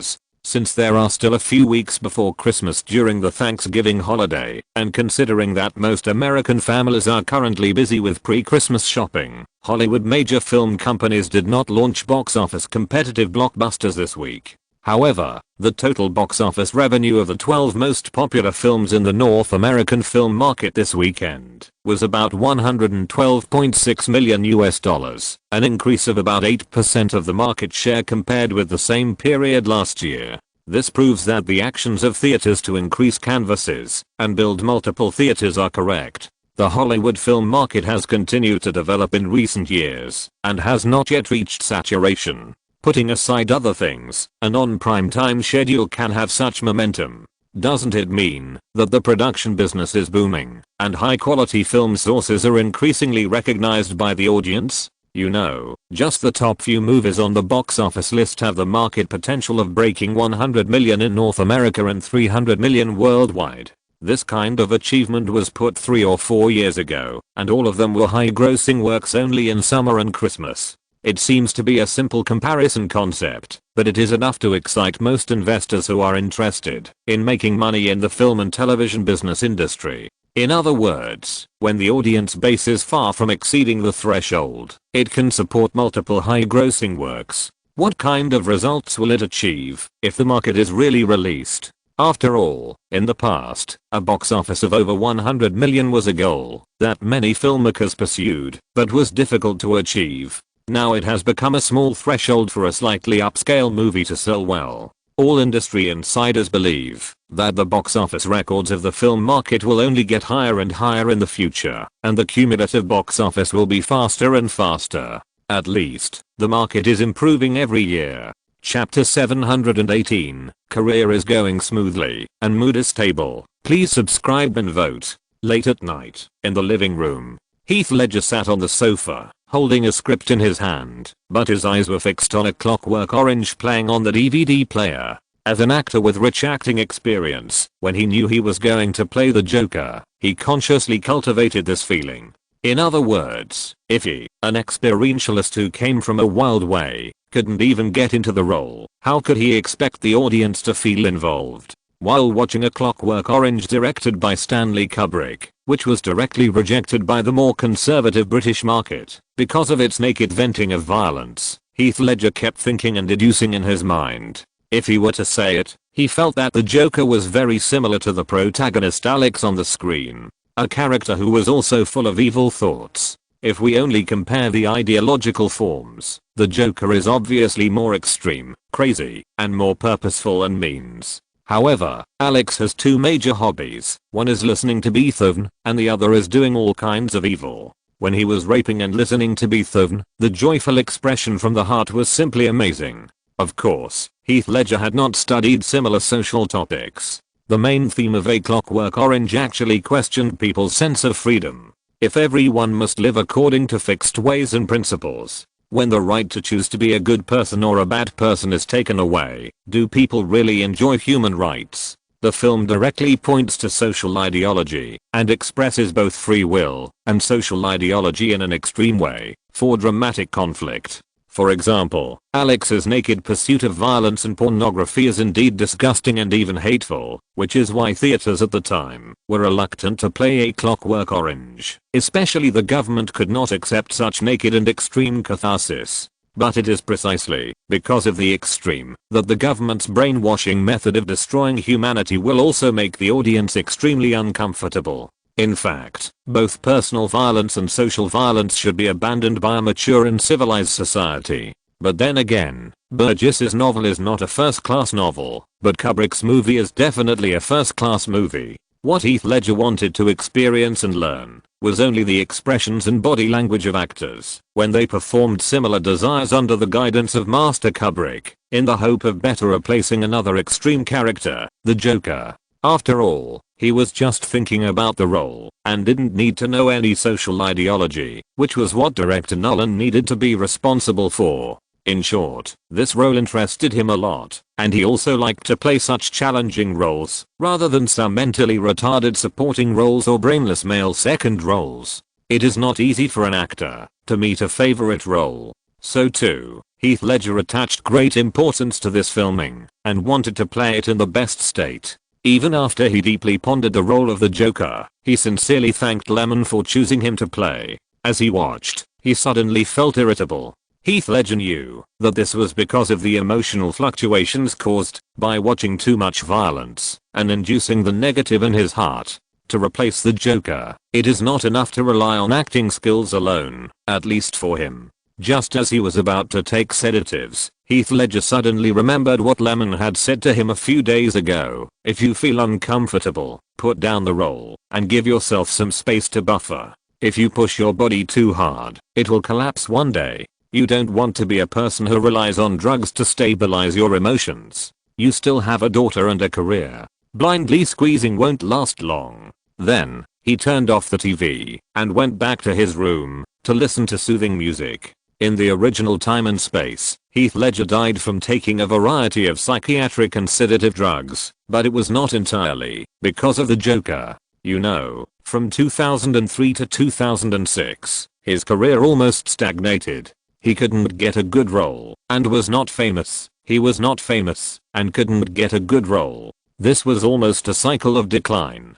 Before 2003, he was just a new actor. He spent several years honing his acting skills or getting familiar with acting. In short, he could accept not being successful because many actors had gone through this and didn't have much burden. But what about after 2003? He has already won the Newcomer Award, and it is time to strive to move forward. If he still cannot stand out, at least he needs to have a certain level of audience popularity and acting experience. What awaits him is only being forgotten by the circle. When you are a newcomer, it is okay to be down and out, but if you are down and out all the time, you will definitely feel a heavy burden. That was the case in those years. The only film that was recognized was the art film Brokeback Mountain. As a result, due to the sensitive subject matter, many benefits were not reflected on the actor, and some people even rudely thought he was that. These days, there are always audiences who characterize the image of a character as the image of the actor himself in private. How is this possible? Is it possible that, if he plays an aristocrat, he will be really aristocratic, and if he plays a nerd, he will be really stupid? In addition, he is thoughtful and takes the path of the experienced school that is most likely to fall into emotional chaos. When he encounters a character clown who spans a large space, isn't as social, and is crazy in both knowledge and action, it is inevitable that his mental burden is deepened. Moreover, he had started taking drugs before that, because sometimes he was inexplicably depressed and irritable. This is the effect of taking many drugs. The more he fell, the deeper he got. But the reason was that his career was not going well. The inner goals of the whole person were always different and could not be caught up. To be honest, even if he did not play the Joker, he would have abused drugs one day and got into trouble. The reason why the topic of dying for the Joker became popular was because Warner wanted to eat the money of the dead. If you look at Fast and Furious 7, you should understand similar things. After all, most people in this world tend to sympathize with the dead. This kind of sympathy can become a marketing case that can be written into the teaching plan with maximum benefits, as long as there is some guidance. You can only say that the role of the Joker brought him mental pressure, but you can't say that he died for a role. An actor, or an actor who loves acting, can't do this, and that for a role that only has one side. However, from the perspective of the future, Warner's wave of operations is indeed a highly operational means to comply with public opinion. Of course, this does not mean that Warner is black-hearted. They don't fire an actor after making a movie. That's a rather cold way of dealing with things after they happen. But what about now? Heath Ledger has a much broader stage than in his previous life. Buried, Bad Guys, No Country for Old Men, plus many independent works he has taken on. He has never lacked movies to shoot in recent years, but there are not many big movies and it's hard to find roles with room for performance. But his career is still developing very smoothly. Entertainment Weekly commented that Heath Ledger is the most outstanding male actor under the age of 30, and this comment is very telling. To be more vulgar, if you calculate the salary, he is also a male actor who has firmly touched the ceiling of the second tier, which is much better than in his previous life. The reason why he can't break through is that it is his image that limits him. Heath Ledger's acting skills are excellent for his age group, but he is not handsome enough, and he is not an action movie star, so it is difficult for him to take on the main responsibility. In other words, if you want to become a superstar, you either have to go the idol route, have high commercial value, or have unparalleled appeal in a certain subject area. As for acting skills, there are so many actors with good acting skills. Meryl Streep is still an Oscar nailhouse, but her salary is still low. This is also the current situation of Heath Ledger. In terms of value return, his return is obviously not high, but it is better than most actors, because he already has certain qualifications. Therefore, at this time and space, his mentality is good. Because he can get a play and have a job, he doesn't have to stay at home for a long time. Naturally, he has not been oppressed to the point of needing psychotropic drugs to maintain his daily emotions. Of course, because of his own way of entering the play, it will definitely have some impact, but as long as the impact is controlled within a certain range, I have never heard that the experienced school will definitely not be able to get out of the role. In addition, Lyman asked about his life from time to time, and he didn't feel that he was developing in a bad direction. Now it seems that he has also come out of the cycle of decline, and his heart is still strong and stable enough. The next day, Heath Ledger received a call from Lyman just after breakfast.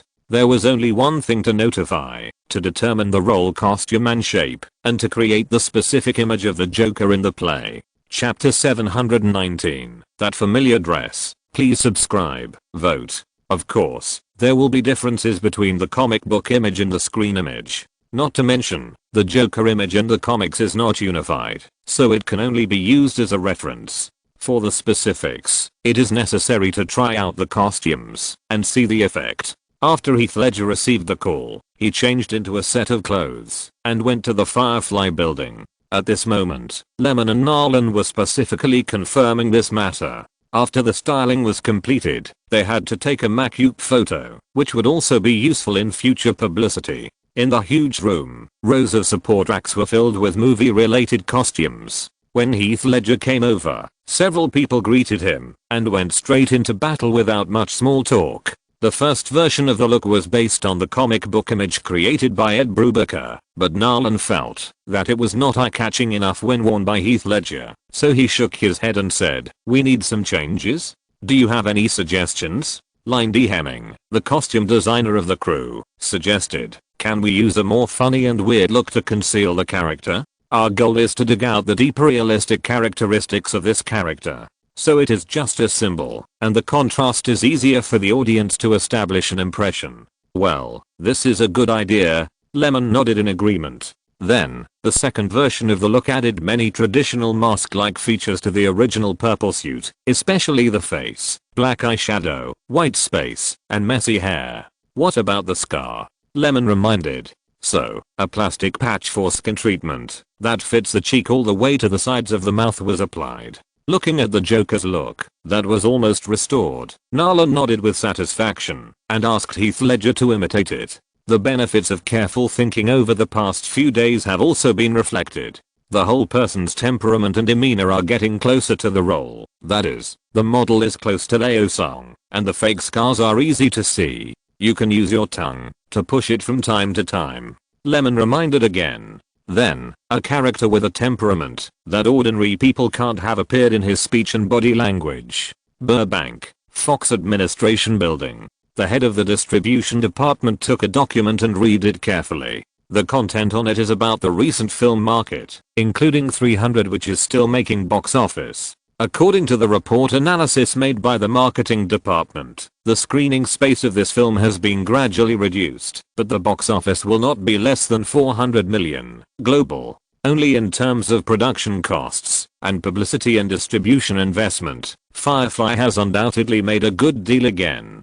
Just sighing like this, his good friend Christopher Meledandri came over. The two belong to different departments, and Meledandri's position is even the top leader of Fox Animation department. But Meledandri has been very unhappy with his work recently. The reason was that the Blue Sky Studios he had discovered had the intention of surpassing him. Whether it was the indulgence of the major shareholders or the ambition of the Blue Sky Studios managers themselves, he could not tolerate it. If a similar power struggle really happened to him, no one could accept it with peace of mind.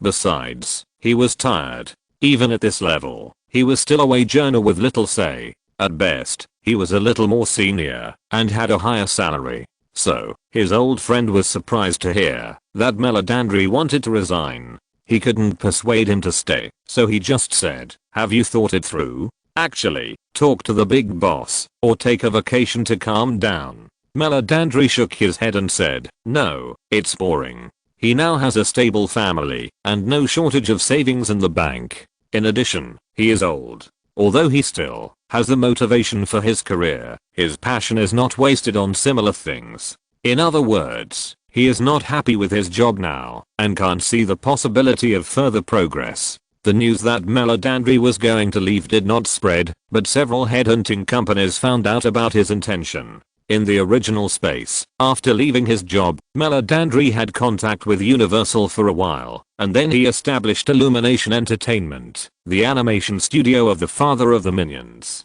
In this space, it is not only Universal that hopes to develop in the field of animation. Firefly also pays close attention to relevant talents in the industry. Even though Meledandri has not figured out what to do specifically with his work experience, for more than 20 years, he has been working in the film and television industry for many years, and has worked in Disney and Fox successively. During his tenure in the latter, he also participated in the acquisition of Clevo. Just this resume experience alone is the only big fish in the animation field that has the tendency to leave the original company so far. Therefore, the headhunting company quickly targeted him and called Firefly executive Joseph. Joseph did not know much about animation production, so he found Rodriguez Perelman, the director of copyright operations.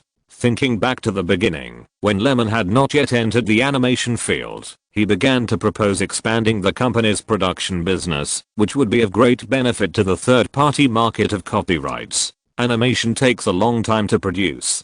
Judging from the box office performance, even if it reaches the level of Pixar, the profit return rate is still not high. In 2 or 3 years, making 100 million or 200 million, is it really more than a live-action movie? But for the image licensing market or copyright operation, it is a huge source of profit, far beyond the reach of live-action movies. This also means that the stability of the capital chain is very important for the overall development of the company. Of course, the heavier the copyright business, the more important Perelman's voice, and it is difficult for his treatment and salary not to increase.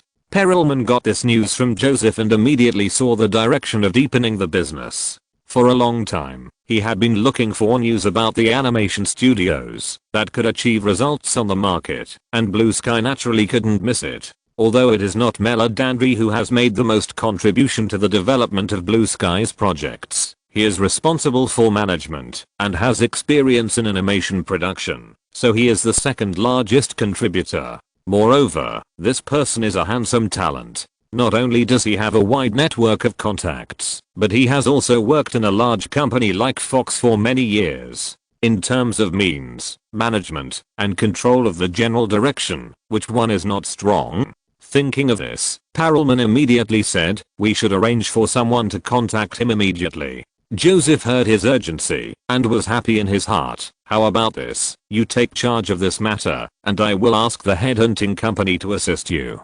Perelman saw that Joseph was not the kind of person who would drag his feet, and felt that they would get along well, so he did not refuse and directly agreed. "I will go over now. Please go and talk to the boss. It would be best if you can come up with a generous salary. If not, I don't have the confidence to talk." Perelman reminded him implicitly. Joseph certainly knew about this. When he resigned from Columbia, he had considered it for a while, and he was already marginalized at that time. If he was not happy with his job at Fox, he must accept a worse treatment than before. "Think about it, it is unlikely." Joseph murmured in a low voice, "I will explain in detail and give you a reply after I talk to the boss. You should keep him stable first and make a good impression." Perelman agreed and turned to leave. "You can try to talk. If you have any requirements, listen to what he says." When Joseph found Lyman, he quickly got support. He didn't have the power to make such decisions, but Lyman did. Moreover, Lyman also hoped to expand the production business. It was tempting to see the market share in the animation field just keep going. Since Meledandri has this ability, as long as he is willing to join, of course he should be given priority. Lyman first characterized the poaching action, and then continued, Firefly is definitely not as big as Fox, so we need to change our thinking, and give him more autonomy. As long as it is beneficial to the development of the animation department, and does not exceed the authority, we will support him in whatever he wants to do. In order to develop new business, Lyman has long been looking forward to a leader. Moreover, it is impossible for someone with such an excellent work resume to leave for no reason. As for salary, Fox must have a lot of intentions for the management below. Meledandri can be the general manager of the department. How could he leave? Because of too little salary. Combined with the documents sent by the headhunting company, the only reason is that he is not valued, and there is a psychological gap. Therefore, only by giving people what they want most and making full use of their personal needs can we catch this big fish. In short, each party gets what it needs. All Lyman wants is to give Firefly a sufficient bargaining chip in the production business. He can give everything else. If you want money, give it money for development. If you want the right to speak, give it the right to speak. Most of the time, this kind of talent is comfortable to work on their own and has no constraints. This is more attractive than a specific salary. I can write for a while this month. Here are 3 more chapters. Chapter 720, Father of the Minions. Subscribe, vote. Let the finance department make a budget and make sure the funds are in place. The company's daily operations, plus at least 2 years of funds to develop film and television projects, as well as the specific amounts of offline revenue and box office sharing, must be planned. After all, it doesn't make sense to just lay out new businesses on the existing system, rather than stagnate in other aspects for the sake of new businesses. This is also to avoid saying too much, and finally making a mess of accounts, which will delay the progress that has been made. Joseph nodded and left the office. Only by determining the financial strength can we know how much money the company can have to develop animation without affecting film and television production too much. Nowadays, the company has a lot of savings, but how to spend it has become a part of strength and foundation. In addition to limited talents, it is also necessary to clearly understand how to spend money, where it should be spent. Otherwise, even the things at hand cannot be completed, so what long-term layout can be talked about? Have you decided? Yeah. Point, it's okay to take a break for a while. When you are willing to come back, you can notify me. In an office in the Fox building, Bill McNichol said in a complicated tone. After Christopher Meledandri left and disappeared behind the door, he leaned back heavily on his chair, not knowing what to think. The departure of a key member will certainly have an impact on the development of the original business. But what can be done? He has been retained and discussed in detail, but he still did not turn back. When personal expectations are inconsistent with the company's expectations, parting ways in peace is the best way. Why did Meledandri want to leave?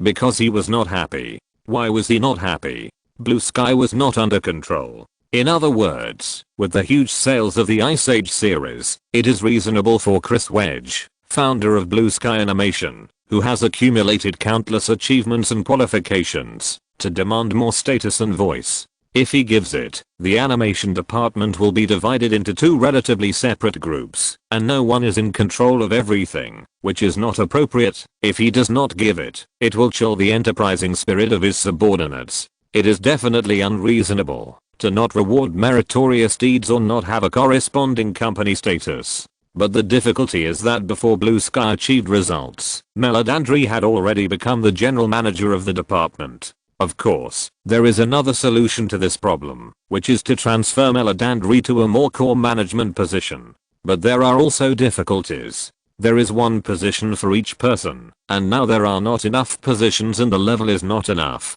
Therefore, although it is a pity that Meledandri left, it is more acceptable to the company. There are many capable people, but there are always more capable people. Chris Wedge is also good. Christopher Meledandri returned home and obviously enjoyed unprecedented peace. But for someone like him who has a strong sense of career, the inner emptiness of doing nothing is far worse than physical comfort. But what can he do? Staying here will only make him more uncomfortable. He just half lay on the sofa, occasionally making a phone call to chat with colleagues and friends, because his family is well off, so his life is not insecure. Perelman went to the headhunting company to exchange information with people and then was taken to Melodandra's house in Burbank because he had informed them in advance that he was coming to visit. After ringing the doorbell, a woman in her 40s or 50s opened the door. This was his wife. Then, Perelman saw the target sitting and reading a newspaper. He looked ordinary, but he had been in a high position for many years and had a sense of authority. Hearing the noise, Melodandri asked in confusion, "Why did you two come to me specifically?" Perelman did not answer. A middle-aged white man sent by the headhunting company showed a gentle smile and took the initiative to talk to him. If they could reach a cooperation, they would have a rich commission, so of course they were very concerned. After all, this is their business scope. In terms of familiarity and chat skills, Perelman is definitely not as good as them who have been poaching people for many years. However, Melodandri looked directly at Perelman. "Who is this?" "Sir, just call me Rodriguez." Perelman got straight to the point and said, "I'm currently the president of the market operations department of Firefly Pictures. Now our company intends to expand the animation business and sincerely recruits managers. You are famous, so I came here." After saying this, Perelman suddenly felt a little unconfident.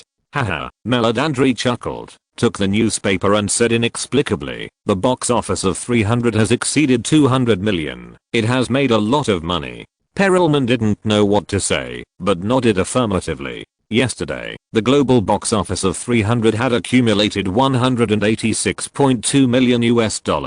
In addition, overseas screenings are booming, and it is not a problem to make 20 or 30 million a day. In fact, the market potential in North America still has a certain box office space. After entering the second week, although it is inevitable to decline, it is still within the range of normal feedback. Your company doesn't seem to have any tendency to go into animation. I mean, I don't see that Firefly has the guts to enter the animation field. Although Melodandri had never been in charge of live-action movies, he still had some understanding of Firefly. As he said, in the past few years, Firefly had never intended to get involved in the animation field, and there was no internal reserve. Now that they were approached to expand, it was hard for him to believe that Firefly would really give them greater support. And in the animation industry, as long as you invest money in it, it is difficult to see output in a short period of time. Maybe this was just a decision made in the heat of the moment, and it was abolished as soon as you calmed down.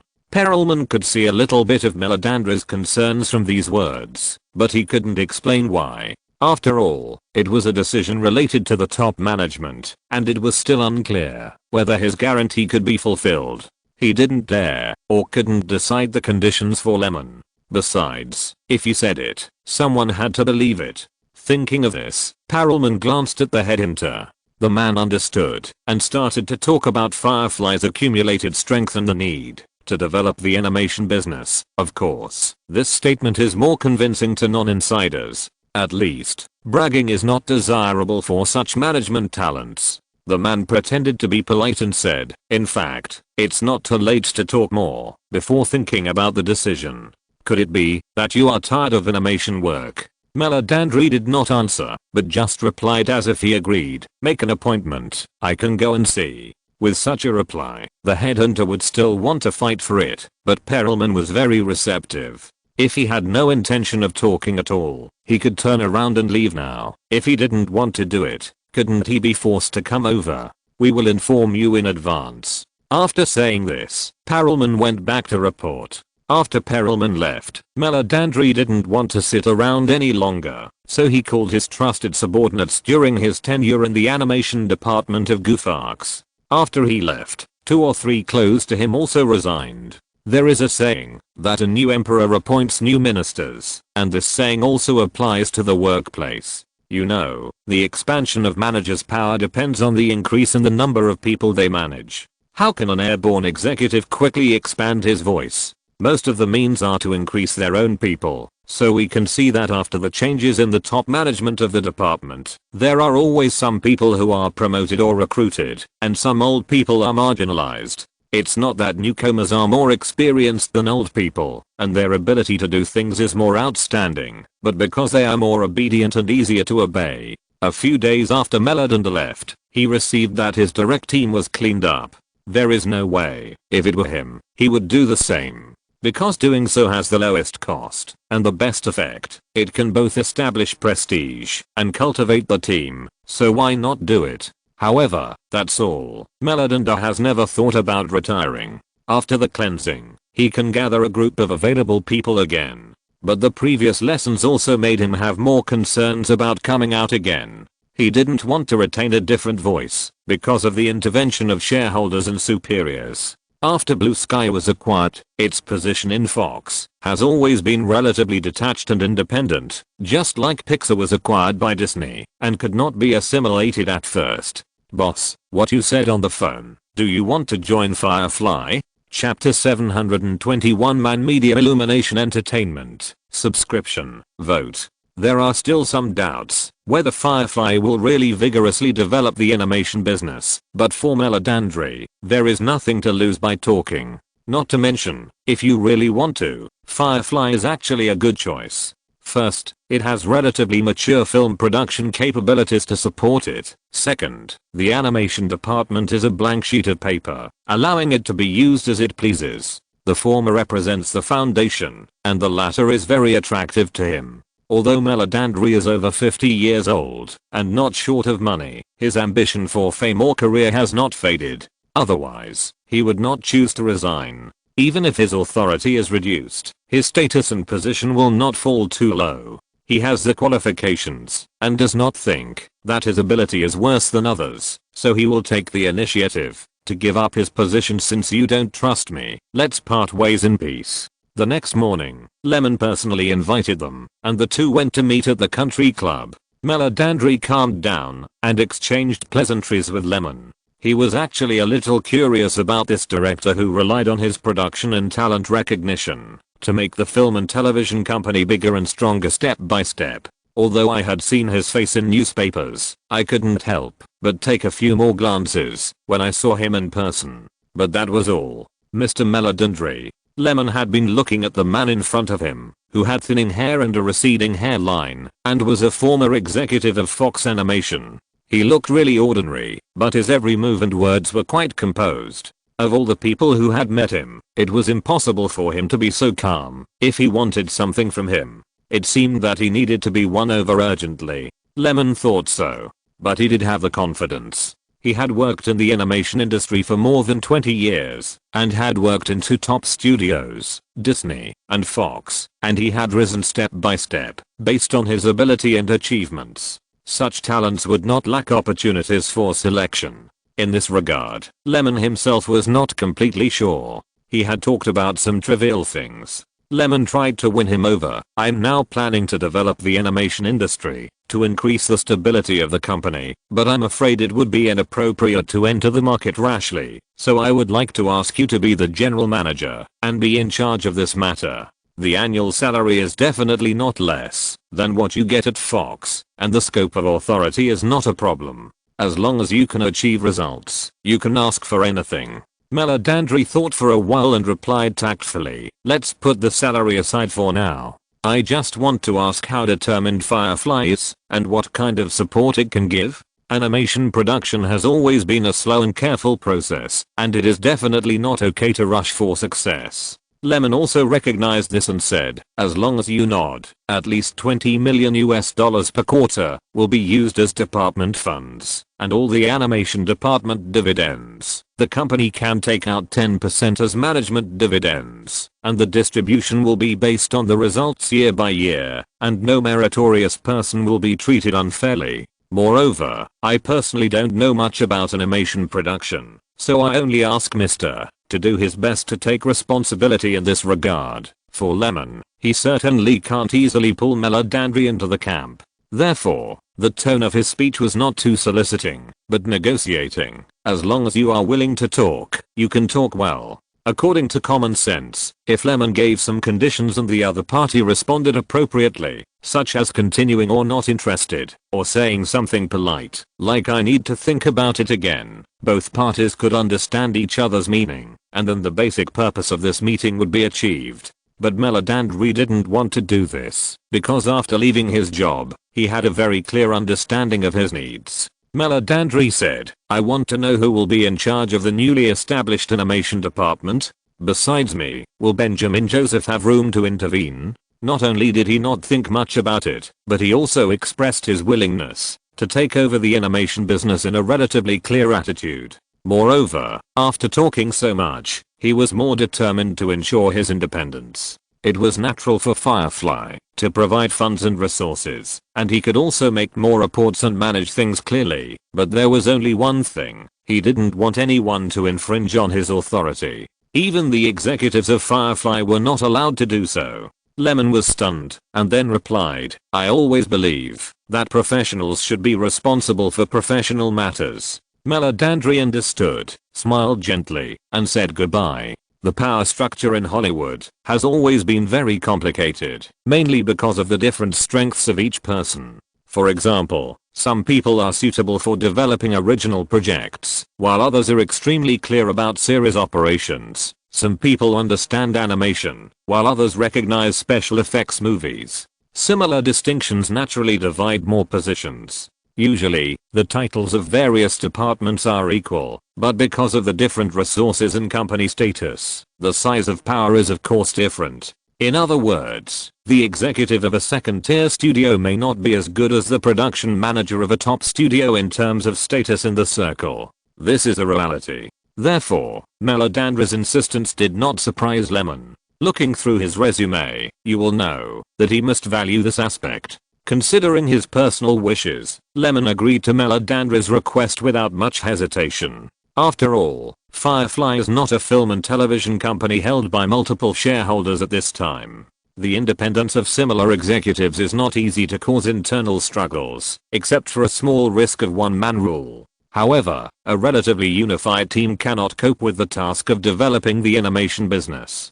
Compared with these, Lyman recognizes the practice of centralized management power to reduce unnecessary waste of resources. Furthermore, he has absolute control over Firefly. Once it exceeds his tolerance, or there are any unstable factors, at most he will just cut it off, and the loss will be lost. Since that day, Meledandri has talked with Lyman several times. The general conditions have been gradually improved. Then, the two of them established Illumination Entertainment and joined Man Media. Among them, Lyman is the largest shareholder, accounting for 80%. Meledandri has 10%, and the remaining 10% is given to other management, that is, the three confidants who came out with him to fight again. In addition to these, Meledandri's position is determined to be the president of Firefly Animation. 2 systems, 1 team.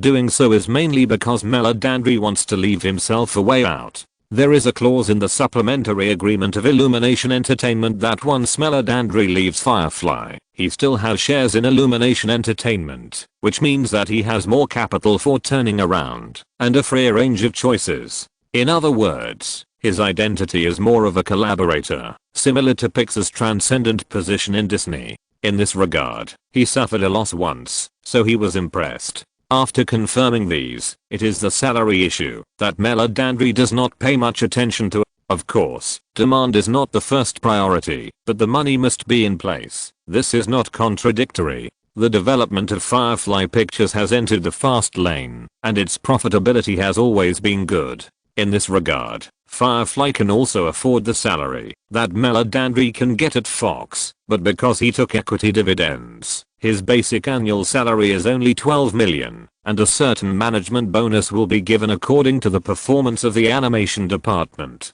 Meledandri accepted this plan with pleasure. The rest is the business development plan. According to Meledandri, instead of recruiting new graduates from related disciplines for training, it is better to directly acquire several animation studios. These days, even the animation departments of Universal and Paramount will outsource some of their work, and many smaller studios have been supported up and down, and some are simply 2 or 3 like-minded people who get together to take the work. The reason for this is that animation production is too energy consuming and slow, and if there are too many people, it is easy to increase costs. In order to reduce the burden, a more clever way is to outsource and split up the tedious work. For example, when he was the president of Fox Animation, he had dealt with similar people. If you impress them with the salary, it will be easier to initially build a team. After listening to this, Lyman also agreed.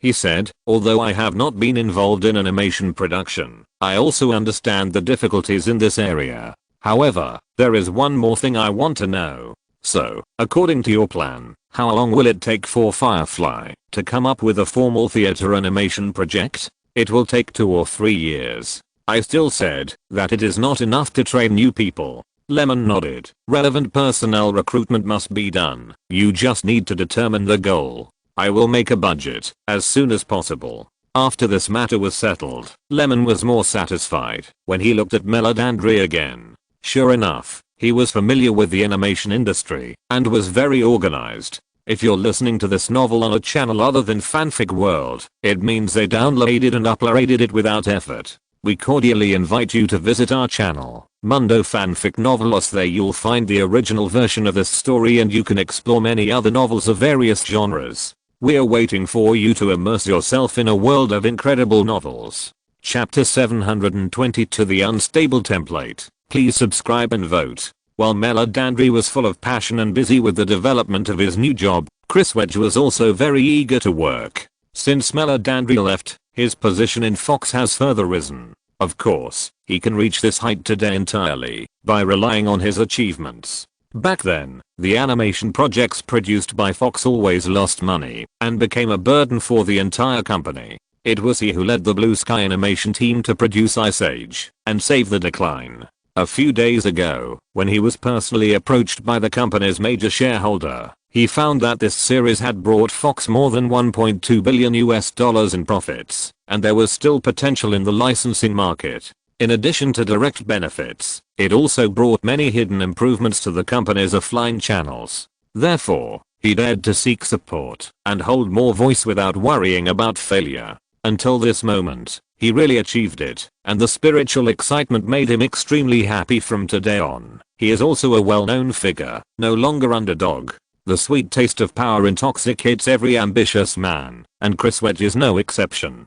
Although he prefers animation production and is not interested in affairs management, it does not mean that he does not want to stand higher. In most cases, people are always looking for more. The accumulation of resources will soon make people demand more. For example, when walking, they want a bicycle to travel. After having a bicycle, they want an electric car. After having an electric car, they feel that cars are more comfortable.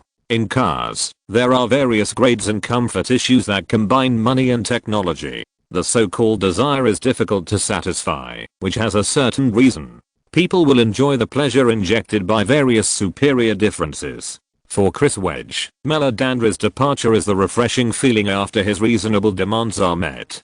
From then on, Fox Animation will no longer have a second authoritative voice. This treatment is what he pursues. But what he didn't expect was that after Meladandri left, he founded another company called Illumination Entertainment and hooked up with Firefly. This was told to him by Bill McNichol, the president of the company's distribution department. When he said that, although he didn't say it explicitly, he vaguely felt a little sorry for Meladandri's departure. Of course, Chris Wedge didn't know how to evaluate it. He and Meladandri were not incompatible, but there was indeed a certain conflict, and then the other party withdrew. People have different pursuits.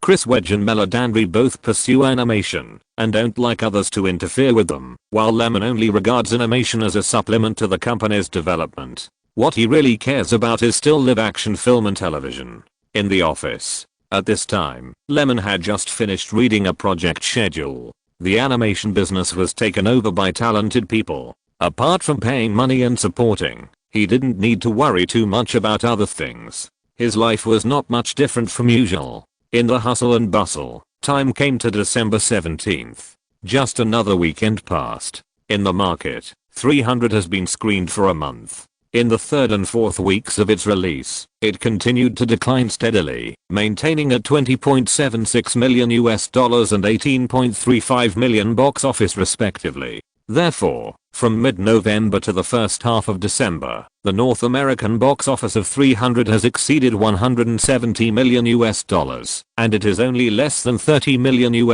away from the $200 million mark. Considering the mixed reputation of this film and the fact that the mainstream audience can accept the radiation range, the most important thing is that most people may not praise it particularly, but they all feel that it is worth the price of the ticket. Therefore, the two offset each other, even if the screening screens of 300 are reduced to less than 900 screens, in order to make room for new films from other studios. In the subsequent screenings of nearly a month, a little bit accumulated every day will also have a good harvest. At this time, the first place in the weekly box office rankings is still occupied by the animated film Happy Feet released by Warner. This movie, which cost nearly $100 million and combines animation and live action, although the box office market performance is not particularly impressive compared with the production cost, it has received positive reviews from parents and children.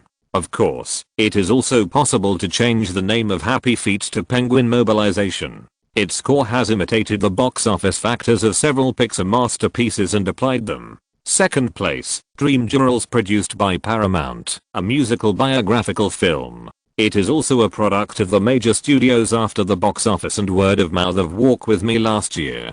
In addition, the combination of Beyonce and Jennifer, the leading actors of the film, has a good topic. Paramount has made a little effort and achieved a box office of $22.67 million.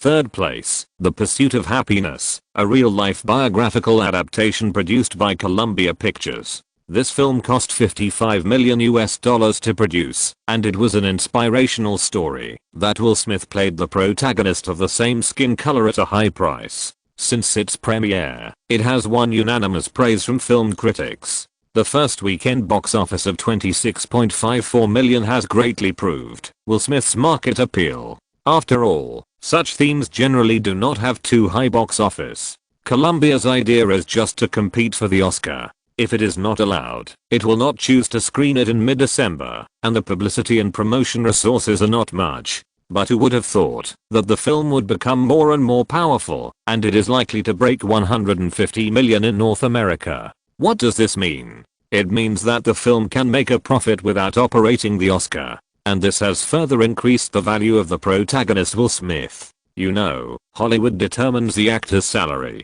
based on market value. Unless your family has a mine or a strong background, the standard is very clear. Previously, although Will Smith has stepped into the first-line male actor, he has been criticized for only playing flat roles, laughing and joking. But in The Pursuit of Happiness, his performance is enough to impress the audience. This surprised many people. The main reason is that there are not many actors in Hollywood who have both strong appeal and acting skills. With this, he naturally went a step further. Unfortunately, this was just an extraordinary performance that fit his role better, and he did not stabilize this template later. In addition to all these things, French film companies such as Europa, Gaumont, and Pathé began to promote The Untouchables. The movie has been completely completed since September, and it has been delayed until now, naturally for the Christmas season. In the United States, Firefly Pictures can only rely on the way of swishing to enjoy the audience base bonus during the golden period, but in France, or with the agency distribution of the 3 local studios, it is completely enjoying the first-class resource tilt. Not only that, theater operators are very optimistic about Lyman, because his movies always achieve good box office, especially compared with the premise that the French market has been occupied by Hollywood blockbusters. Therefore, the movie has obtained no less than 40% of the scheduling and a minimum of 3,800 screens, as long as it is scheduled. In this way, in a few days, Lyman will fly to Paris to attend the premiere of the film. Before that, the animation department in charge of Meledandri also has new moves. After carefully screening the industry personnel, this guy handed Lyman a long list of names and budget reports for business promotion. These are basically the work he is responsible for in the past 2 weeks. As long as it is carried out smoothly, the team framework can be built. What is more surprising is that he has also negotiated a priority contract with major image licensing producers such as Mattel and Hasbro. When reporting this matter, he was indescribably calm. If Perelman hadn't come over and happily pointed out that his job had become easier, Lemon wouldn't have known what melodrama had brought to Firefly. Or rather, it was the convenience brought by his personal connections and in-circle resources. Similarly, after Robert Iger became Disney's executive, the Jewish forces became closer to Disney, not just for profit, but also for personal reasons. Toy companies such as Hasbro and Mattel have maintained close business dealings with Fox, and Melodrama has a certain familiarity and friendship with the senior executives of these companies. Taking advantage of this, Firefly's copyright-related peripheral markets can increase the channel focus and promotion priority, which is just a matter of a meal for him. It's really a small matter. This shows how much connections and resources the executives who left the Big Six can accumulate. When Joseph joined Firefly, he quickly promoted the company's administrative department and personnel recruitment. Chapter 723. 2006. Thursday. Luc Besson stayed at the company until 4 p.m., sorted out the documents on his desk, asked his female assistant to bring all the reports he might need, and drove to the theater in the city center. Tonight, The Intouchables will be screened. Although it doesn't seem to be too serious just for a movie, it's just that Europa Films seems to have fallen into a trough in the past 2 years. The movies it produced always lose more money than they gain, which makes Luc Besson and the company's shareholders a little worried. Moreover, the production business is not going well, and other aspects are always needed to give everyone confidence. In this regard, distributing Lemon's movies is profitable. In fact, No Country for Old Men in the middle of the year has brought Europa Films tens of millions of profits, relieving some of the pressure. The car was driving on the road. Luc Besson opened the car window a little to let in some cold air. Circulation and comfort can make his mind clearer. After arriving at the place, he walked into the hall through the side door. Inside, the bosses of Gaumont and Pathé have also arrived. Just greet them casually. The boss of Gaumont said knowingly, "I don't know how big a market this new film directed by Lemon can have. Are the cinema resources we invested too much? The momentum of No Country for Old Men at the Cannes Film Festival cannot match the scale of this film's release." Luc Besson replied with some surprise, "Didn't you like the preview very much? Why are you worried now? If you ask me, the subject matter of The Intouchables is less restrictive and easier to stand out." "That's not it. I'm afraid you don't know yet.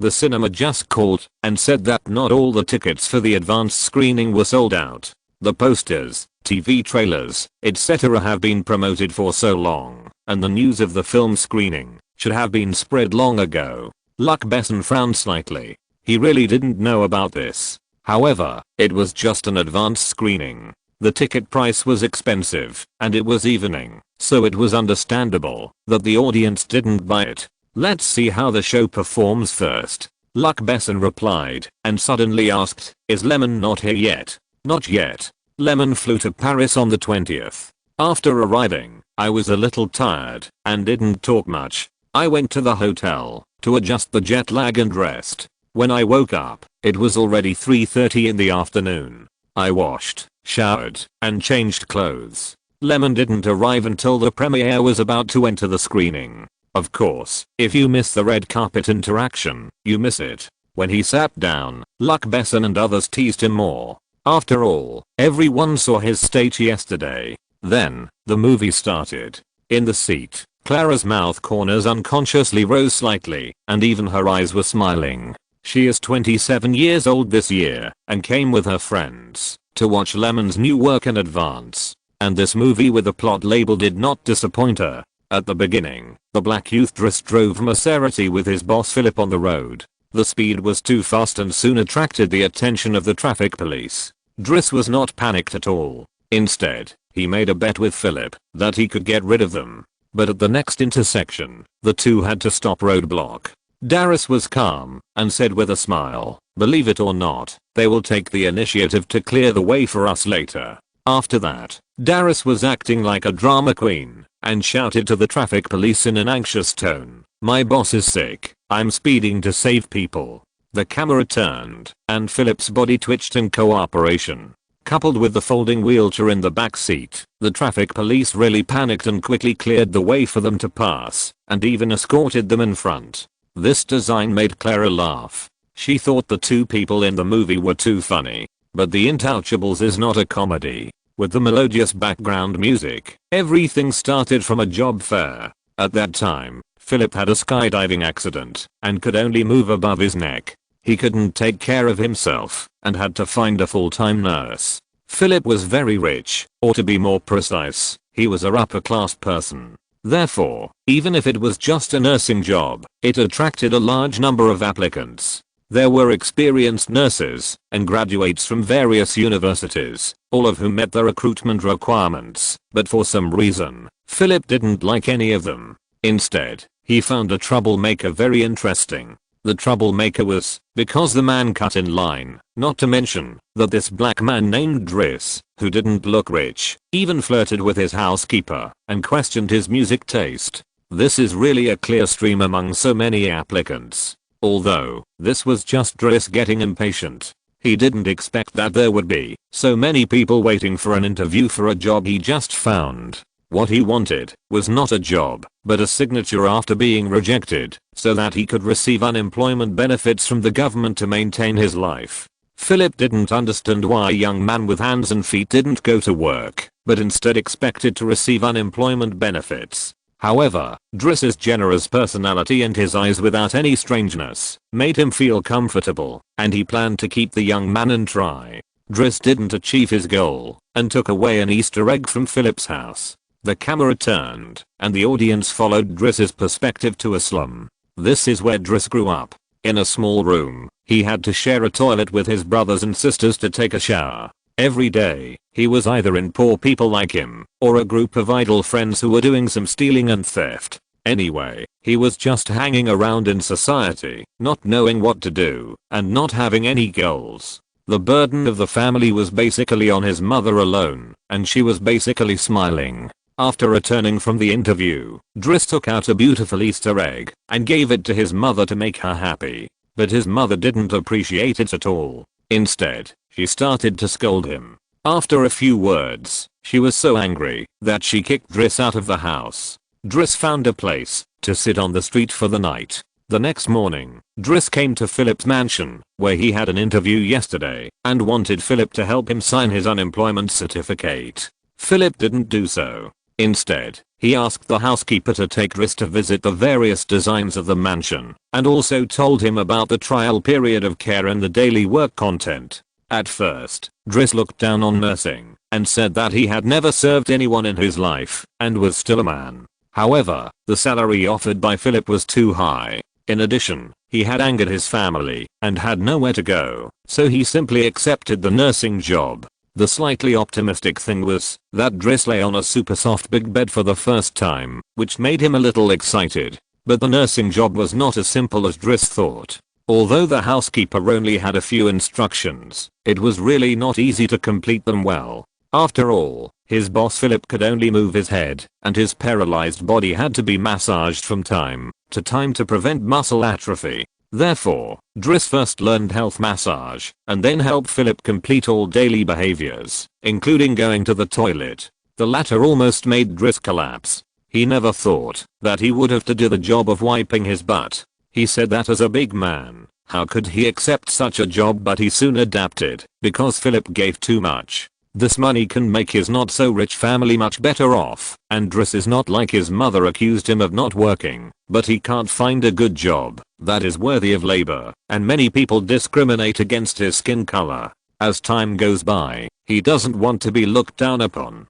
However, even if he is willing to work, Driss still often gets into trouble. For example, because the beautiful female secretary is distracted, he pokes the spoon of feeding into Philip's ear. For example, he forgets that Philip can't move. Daily, relatively warm and knowing transition scenes pass. Driss is also becoming more and more familiar with his care work. He even set up a female service file for his boss, because this mansion always receives a few sexy little cards in the mailbox, and when the number is large, it looks quite interesting. However, Driss doubts whether Philip's thing can still be moved, because he has basically never seen it react. Chapter 724 Mutual Influence on Friendship. Please subscribe and vote. A rare sense of ease, both in the literal sense and in the specific sense. Clara is not a professional film critic and cannot make some comments on the film from the perspective of camera language, character dialogue, overall rhythm control, or even interlude music. But this is her most intuitive feeling. The occasional jokes, mixed with the relationship between the two men, are inexplicably relaxed and comfortable. A light taste of life. Not so passionate, not so hot-blooded, but it can bring people into it and enjoy the atmosphere. On this day, Philip received a call from an old friend and wanted to go out for a gathering. Of course, Driss is also responsible for daily travel. He can drive and has a driver's license, but he can't afford a car. But when Driss saw the van his boss used for travel, he was a little unhappy. Although he didn't care about himself, he couldn't treat Philip as a useless person and throw him into the trunk with a wheelchair just to save trouble. Philip felt warm in his heart after listening to Driss's complaints. No one had ever thought about this before. Or, as a paralyzed person, he doesn't want to trouble others too much, which always reminds him that he is already a useless person. The unique engine sound of Maserati sounded when he went out and saw his neighbor parked his car casually and blocked the door. Driss threatened him. Philip had never done such a thing before. In his environment, no one would be so rude. But it's nice to show off occasionally, isn't it? The two came to an art exhibition. Philip was a little absent-minded looking at a painting, while Driss sat bored on the side. He was mumbling and saying some weird things, and Philip introduced the painting to Driss and said it was worth 30,000 euros. Driss really couldn't understand why a painting that looked like a child throwing paint could be so expensive and began to complain wildly. He stood up and pointed at the painting, saying that he could draw the same thing with 50 euros of paint from the construction store.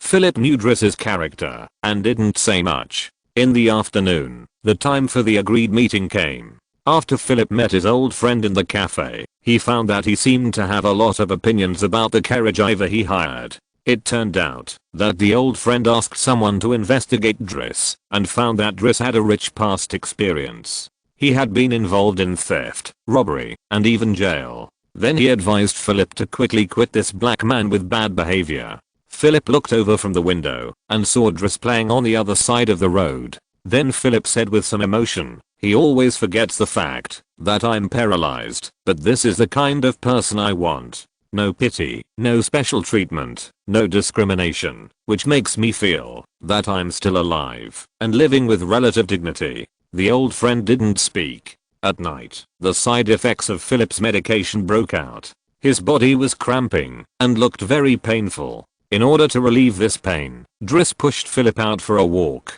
On the way, Driss unconsciously talked about women. Then, Driss couldn't help but ask Philip's little brother if he could still feel it.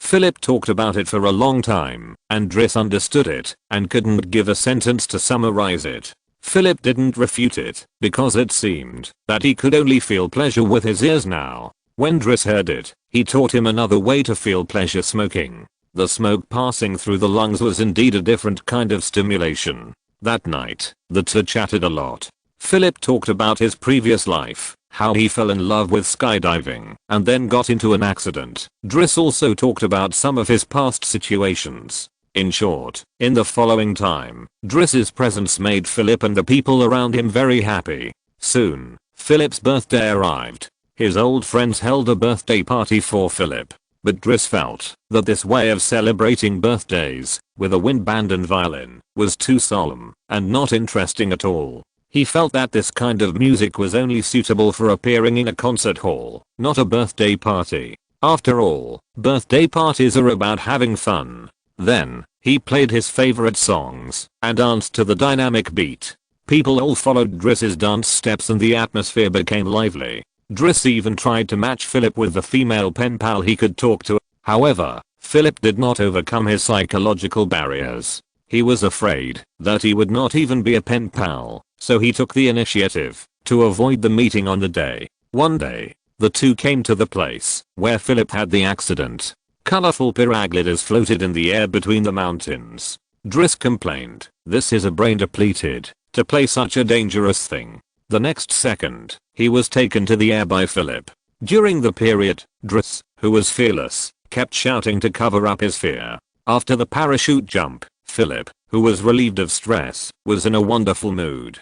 But when they returned home, there were some problems in Driss's family. Mainly, his younger brothers and sisters also began to mix with some bad people, just like he used to. Philip began to understand that he was not the only one who needed Driss. Although they got along very happily, Driss also had his own life and responsibilities, and it was impossible for him to take care of him forever. So Philip suggested that Driss find a new job that could take care of the family properly. Then, a long line of applicants lined up in Philip's mansion again. But no one could get along with him like a friend like Driss. Either they wore tinted glasses, or they were submissive, petty or impatient. On the other hand, Driss really took on the responsibility of the eldest son in the family. Gradually, his personality changed a lot. When he encountered problems, he no longer resorted to force or threats. He also found a job as a transport driver through his artistic taste. But when he heard about Philip's recent situation from the housekeeper, he asked for 2 days off and took Philip out to relax. They raced at night, went to the beach to watch the sea, and dressed up carefully, and went to a restaurant. When they got there, Driss gave him a look and left. Philip suddenly realized something, and felt a little uneasy. Finally, a woman came to him. It was the pen pal he had been communicating with for a long time. Philip had a good chat with her. In fact, the two of them were already very familiar with each other. They just needed to meet once. He looked out the window, and Driss waved to him, and turned to walk towards the crowd. The movie was over. The credits slowly rose, but the audience left one after another. Clara was the same. She talked to her friends about Driss and Philip, and felt that the movie was as real as life, as if there really were two such people. Then, my friend agreed with certainty, this movie is adapted from a true story. I read a report yesterday that seemed to say that the movie was inspired by director Lyman's autobiography The Second Breath. How are the questionnaires that were distributed? 800 copies, all collected. Count them and give them the data. In a room on West Street in Paris, several people were talking, but their movements were not slow. In other words, after such movie viewings, people are arranged to obtain real-time evaluations from the audience, a few questions and scores. For example, what do you like most in the movie? What do you think of the leading actors? And what kind of scores are given? And tonight, they were commissioned to collect audience evaluations of the Intouchables in the Paris City advanced screening. After all, Gaumont, Pathé, and Europa are releasing a movie, and they have invested a lot of publicity and promotion resources based on their past achievements, so they always have to be more cautious. It is obvious that they need to know the latest trends of movies at all times and get direct feedback from the audience market. The summarized data soon reached the hands of the people who should receive it. The head of Europa Film's marketing department was with Luc Besson, still awake in the middle of the night. When he saw the nearly 93% favorable rating and the overwhelming majority of positive reviews, he was delighted. Without making any bold guesses about the performance of the film, this advanced screening questionnaire made people more certain that the film would be a hit. With this reputation and the power of the director, the main creators and the distributor, it should not fail. It's a sure thing. Luc Besson breathed a sigh of relief. Chapter 725 Small Studio, Subscriptions, Tickets. France is the birthplace of film. In the early days, filmmakers from all over Europe wanted to come to France to learn about film, but unfortunately they could not keep up with the times and the audience market, and gradually declined. But it is undeniable that there is still a certain heritage here. The more intuitive impact is that French films always have a literary flavor, and the audience's appreciation of movies is not always concerned with simple cost issues. Whether there are big scenes, excitement points, or climaxes, they don't care much. Just look at the box office hits in France in the past. In addition to Hollywood blockbusters that are more to the audience's appetite, there is no shortage of less formal movies. In other words, well-made literary and artistic films have a big market in France, such as Amélie, Little Kids, and The Chorus. They basically don't sell much at the box office in other places, but they often dominate the box office in France, once crushing Hollywood movies of the same period. Take The Intouchables for example, the same is true. There is no need for too much and in-depth interpretation. The audience voted with their feet and sent this high-quality film to the top of the list.